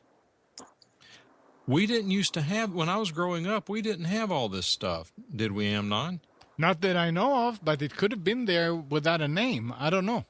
Bruce? I agree. Steve? Yeah, I agree as well. The only thing I would liken it to in a roundabout sort of way is there's so much money in it that there's far too much corruption there. I would liken it to the tobacco industry. That's good illustration. Basically what it is. They know it's wrong. There's too much money floating around governments and things like that to make it... You know, it's like genes and things like that, and patent this and patent that. It's just insane. But, Steve, I've got to take a little issue with what you said, but based on the preface that I gave to my comments. If what these sites and what this movement is saying is correct, I agree with what you just said. But let's go back to the LR scare. Do you remember that? How you're poisoning our children by feeding them apples with Alar on them. Do you remember that from way back when? They had Meryl Streep testify in Congress that Alar on apples was killing our children? I don't know that one, no. Do you remember that, Bruce, Amnon? I do. No, I don't. I remember. It was totally bogus. You could drink Alar by the beaker, as I may be exaggerating, but I mean, it just is totally not panned out. Whenever there was this movement against cyclamates, or what was it? It was the pink stuff, the sweetener. Sweet and low. Yeah, no, not sweet and low. Sweet and low is a different one. This one is. Oh, you're right. I'm talking equal. Your equal's the different one. Sweet and low, you're exactly right. The pink one is. Whatever it is, anyway, it was banned for a while because it was causing cancer, and they found out you'd have to eat a pound of it a day to have that level of impact they used when they tested it on lab rats. What the bottom is, Saccharin. There's a lot of junk science out there. Okay, that is a fact. There is no question there is junk science out there. Now, the problem is I don't know whether this criticism of Monsanto is based on junk science or if it's based on real science. I don't want to be labeled as one of these global warming idiots who says, you know what, it really hasn't snowed as much. There must be global warming. Because the environment is naturally turbulent. Even if you took these global warming kooks at face value, the temperature of the Earth is only increasing 1 degree over 100 years. That doesn't affect whether it snowed more this year than last year. It just doesn't. So I'm not trying to add any sort of credibility to that type of argument. All I'm saying, and it really may have nothing to do with Monsanto, all I'm saying is things are different now than they were 30 and 40 years ago with regard to people's digestive issues. And I don't know where they're coming from, but I do think it merits some legitimate scientific investigation. Steve? Yeah, it definitely needs to be looked into, no question. Steve? Yeah. You guys don't allow GMOs into the European Union anymore. It's changing all the time. That's a big problem. That's why you know that there's corruption, there's people getting backhanders and stuff like that, because 1 week you're hearing that, no, they're totally against it and they won't accept it or anything like it any way, shape or form. And then, 6 weeks later, they're already putting through another bill with it in there and they're all for it. It's all revolves around smoke screens. It's like this thing with the NSA. We've just had this massive, great security thing over here with the Bilderberg group that this conspiracy theorists are going absolutely mental over. That was held in Watford, sort of on the East Coast somewhere. I think nowadays you just don't know what to believe because they release a bit of information or something becomes news, which all it does is hide what they're doing in the background. That I don't like to be a conspiracy theorist, but you have to wonder that when something major happens, you think, well, yeah, but what else could be happening behind the scenes? That's the thing. Is it there just as a smokescreen to divert attention away from what really is going on?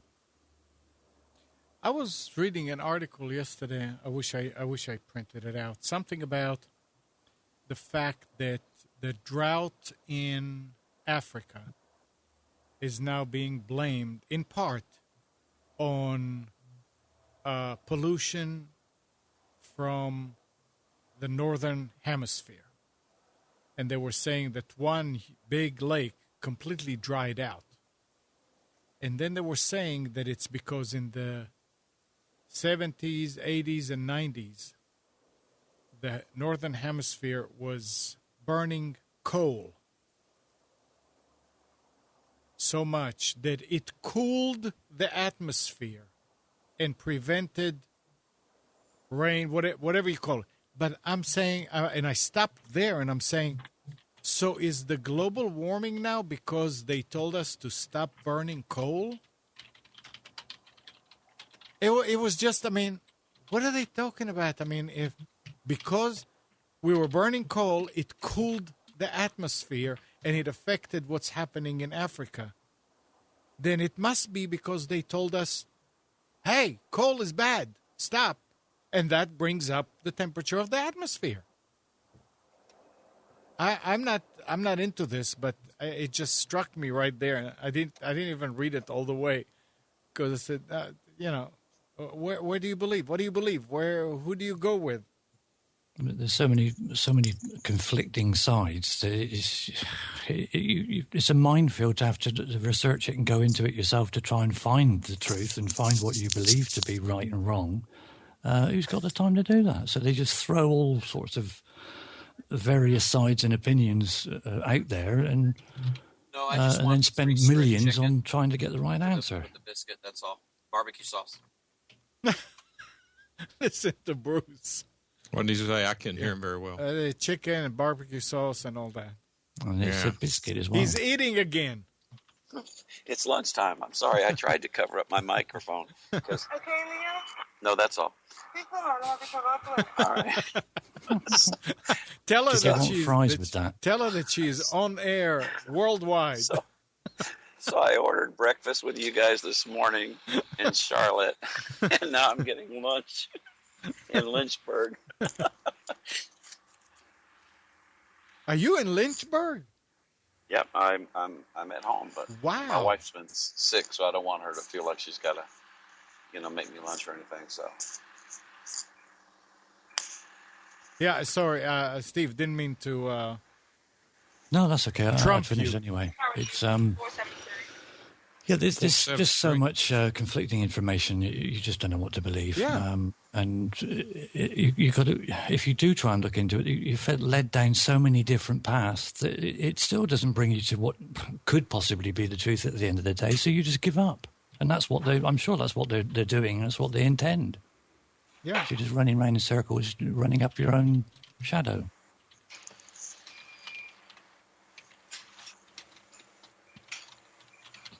Get us some fries, please, Bruce.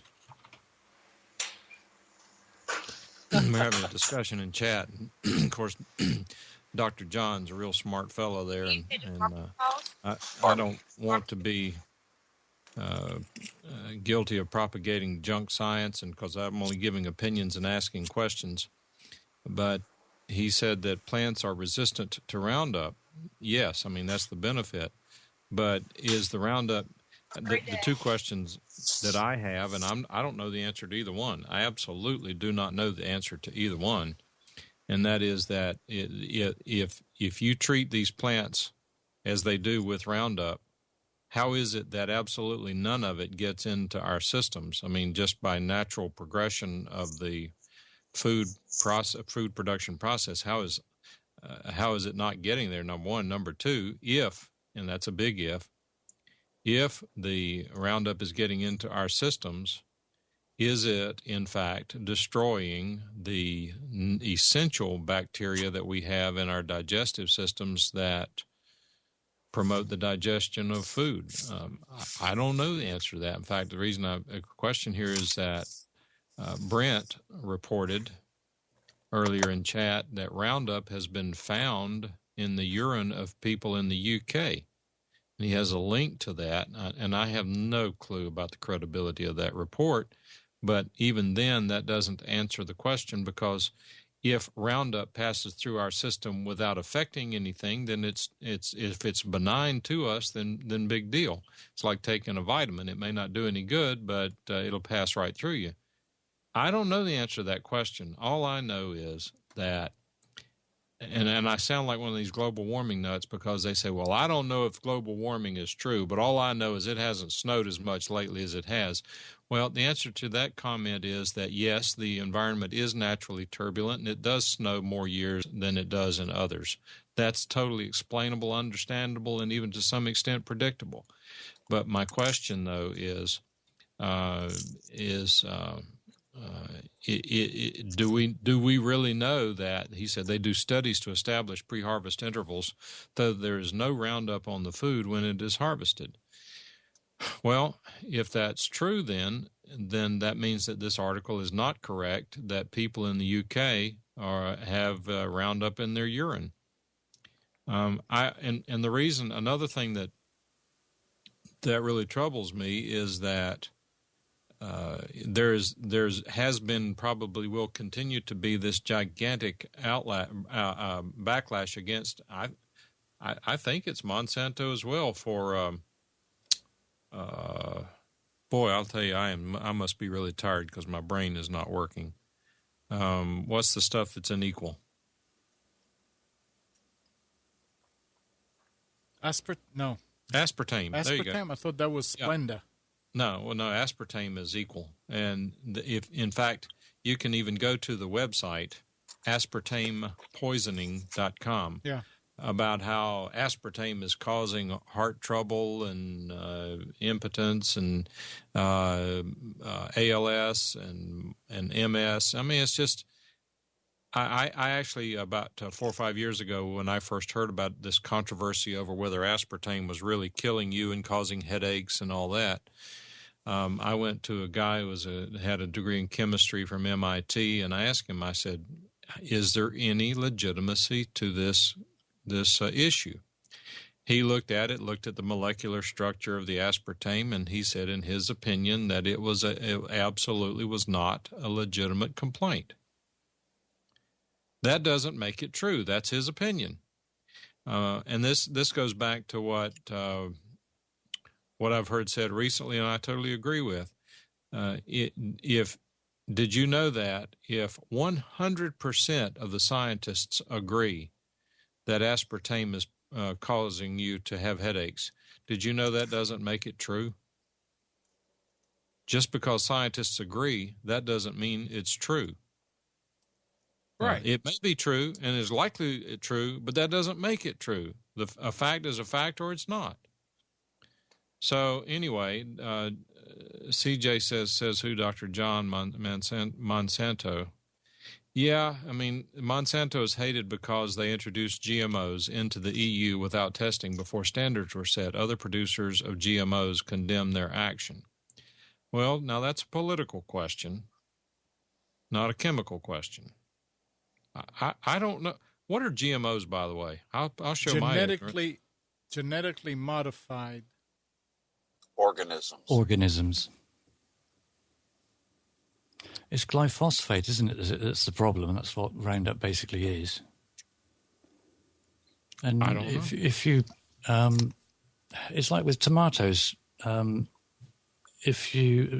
very good thing to do with tomatoes is to urinate on them. That's why on a lot of the sewage treatment plants, they're completely swamped and overgrown with tomato plants that are absolutely flourishing.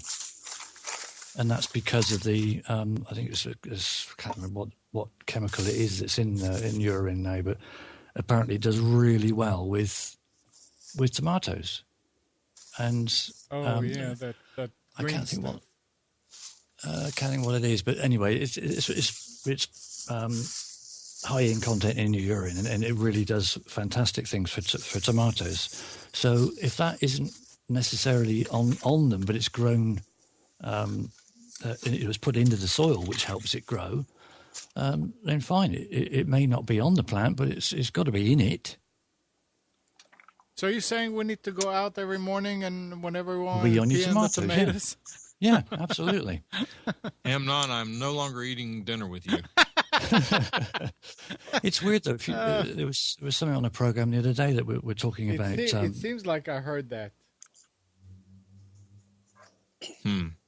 Well, I hate junk science. I absolutely detest it.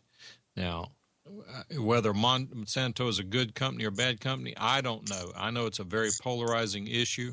Yeah. If Monsanto is guilty of what they're accused of, they ought to be drawn and quartered, and everyone who's participating in it needs to be prosecuted.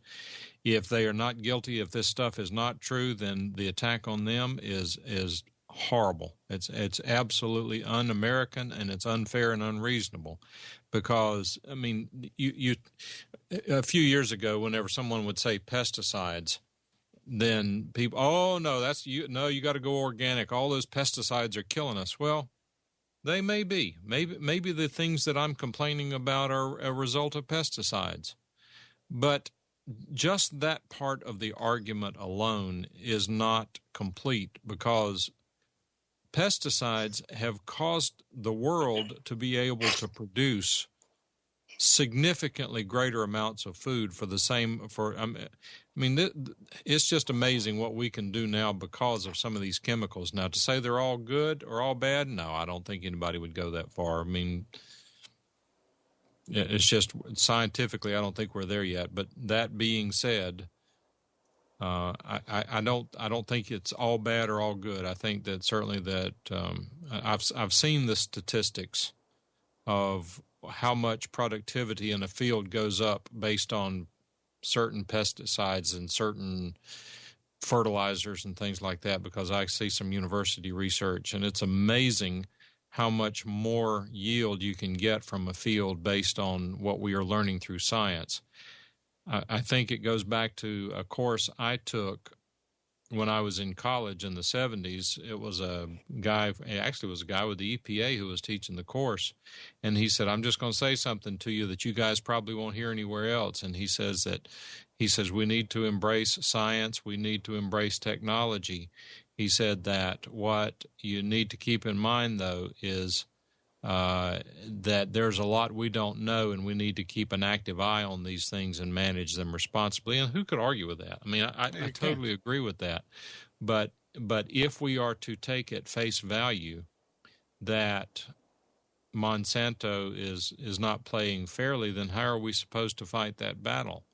If Monsanto is playing fairly and they're being unfairly attacked, what are we depriving society of if we get Roundup taken off the market and the food production levels go down? I don't know the answers to those. I am not taking a position. I go back to what I said originally, and I hope Dr. John has some thoughts on it. But what is it that is causing digestive systems to be so upset in 2013 versus 1963?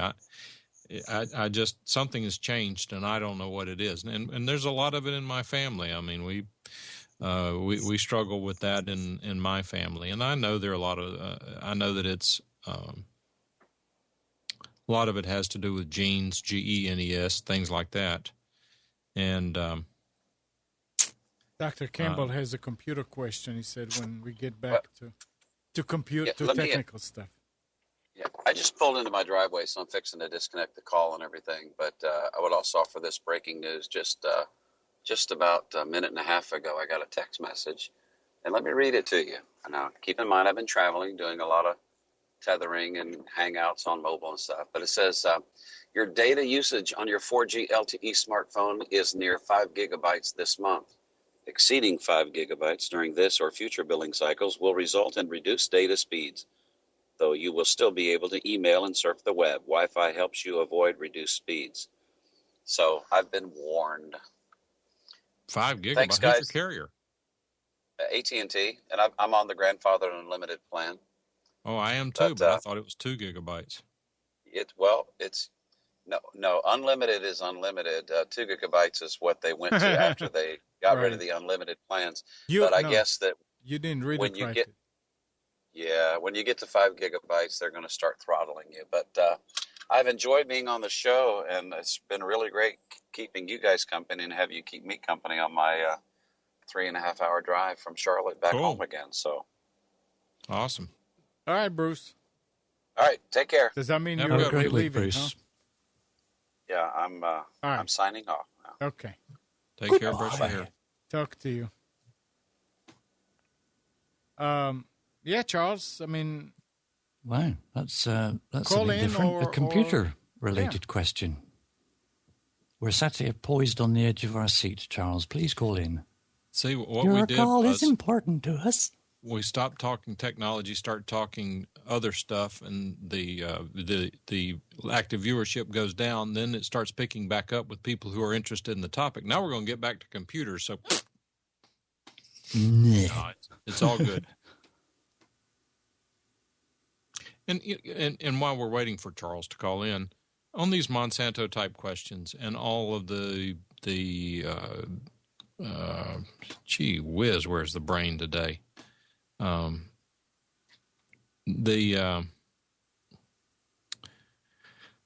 Gee whiz. Remind me again what the darn what equal is. aspartame. Aspartame. Why? I'm gonna write it down. I'm really tired, guys. Sorry, but I'm glad people are asking these questions. Sure. I may not agree with them. I certainly don't endorse Gestapo-type tactics, but I'm glad people ask these questions. Absolutely glad, because it's not even these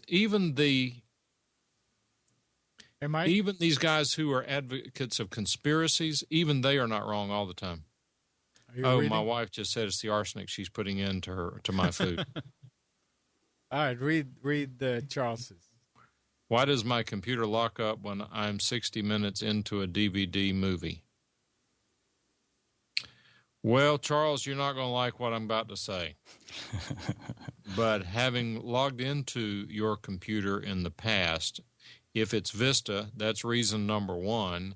If it's a different computer, and if it has as much junk loaded on it as your Vista computer does or did, then that's a big part of your problem, because you had a lot of stuff on that computer. It's really slow. If you're talking about that Vista computer, you should seriously consider wiping it out and reinstalling Vista, or getting Windows 7 or a new computer. How much free space have you got on C drive? And that's always a good question to ask. Oh, shucks. Thanks, Mike. Anytime, Steve. It's almost like you've done tech support before. Oh, once or twice. So you have to put another quarter of a cent into the machine. Yep. And turn off the vibrator. I deleted my C drive and in the process of reinstalling. That's pretty good for you to be on chat while you're deleting your C drive. Yeah, I mean, how can you manage that? It's you're running it in a VM, are you? We say sarcastically, knowing that he's talking about a different computer. Yes. I don't understand what Meadows is saying.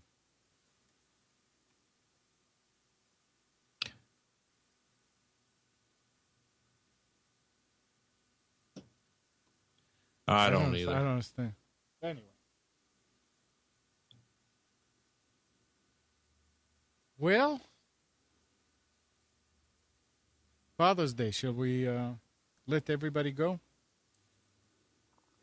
I know it's much faster on the same computer. Yeah, anytime if your Windows gets full of junk and reinstalling the operating system periodically, unfortunately, is usually a pretty good idea.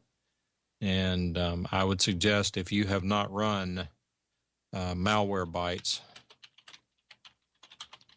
the free version, not the paid version, not the trial version, if you have not run Malwarebytes, you should download it and run it and let it delete everything it finds because it helps get the junk off your computer.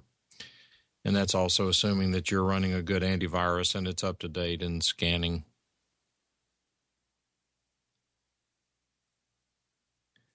I would say that Meadows' comment is just rude, and I don't see anything rude about it, but he needs to find something else to do with his time because we don't have anything here for him.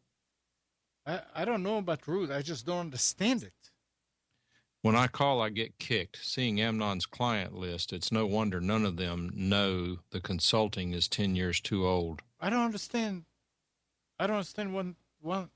I don't understand the comment, and I don't understand. It sounds to me like you're saying that our advice is 10 years out of date, that we're not up to date, we're not with it. Get a Mac. There you go. Go ahead, play it, Mike. Oh, Amnon, it's not on. You catch me off guard. Get a Mac. 1, 2, 3, 4! That's an inside joke, folks. Don't expect to understand it. Yeah. No, but yes, actually, yes. There you go. Oh, boy. All right. I guess that's it for today, then. That's it for me. Steve, anything you have? No, not really. You picked up on the couple of stories that I may have mentioned, but yeah, it's been an interesting show. And as regards conspiracy theories, yeah, you either believe it or you don't, but you have to wonder, don't you? Anyone with any sense has to wonder anyway. Yeah, the way I answer that, Steve, is that not every conspiracy is wrong. No, and there are some conspiracies going on in the world. There are people up to no good. Nick, I are think you deep here? down, the majority of people know that there's so much corruption going on these days that you just, well, what do you believe? But I think the attitude generally from most people now is just keep your head down and carry on. Hopefully it won't affect you. Until it does. Yeah. And like Dr. John says, even paranoid people get followed. All right, guys. Happy Father's Day to everybody, and have a great week. Absolutely. Happy Father's Day. And good afternoon, Kathy, Hannah, Nabil, Mac, Norm, Katie, and Donna. Thank you for tuning to Computers 2K Now. We hope you enjoyed and maybe learned something from our time together. Remember to practice safe computing, back up your hard drive, and update your virus scanner. We'll be back here next Sunday at 9, but you can always reach us at computers2know.com. whether at the forums or the blog. And while you're at it, like us on Facebook. Oh, by the way, there is a link for those of you that have Roku. I added the link in the menu at the bottom of the menu on Computers 2K Now or on Nissan Communications to download the app so you can watch any of the shows on your Roku. Like us on Facebook. Click the button on the lower left. Tonight at 8, it's going to be Carrie's Psychic Cafe as usual. Carrie will do psychic readings and entertain us with the paranormal.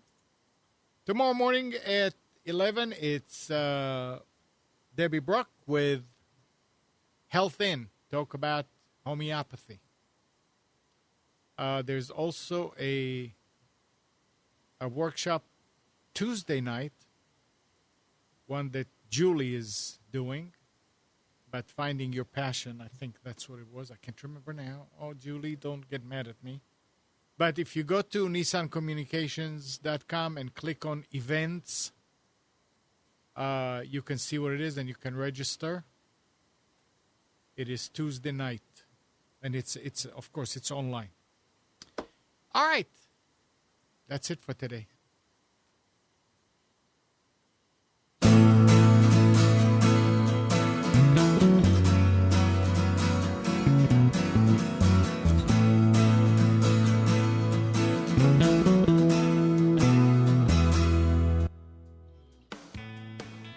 You are tuned to the Nissan Communications Network. Our weekly lineup of call-in programs includes Computers 2K Now with Amnon Nissan, Sundays 9 a.m. till noon. Carrie's Psychic Cafe with Carrie Silkowski, Sundays 8 till 9 p.m. Health In with Debbie Bruck, Mondays 11 a.m. till noon.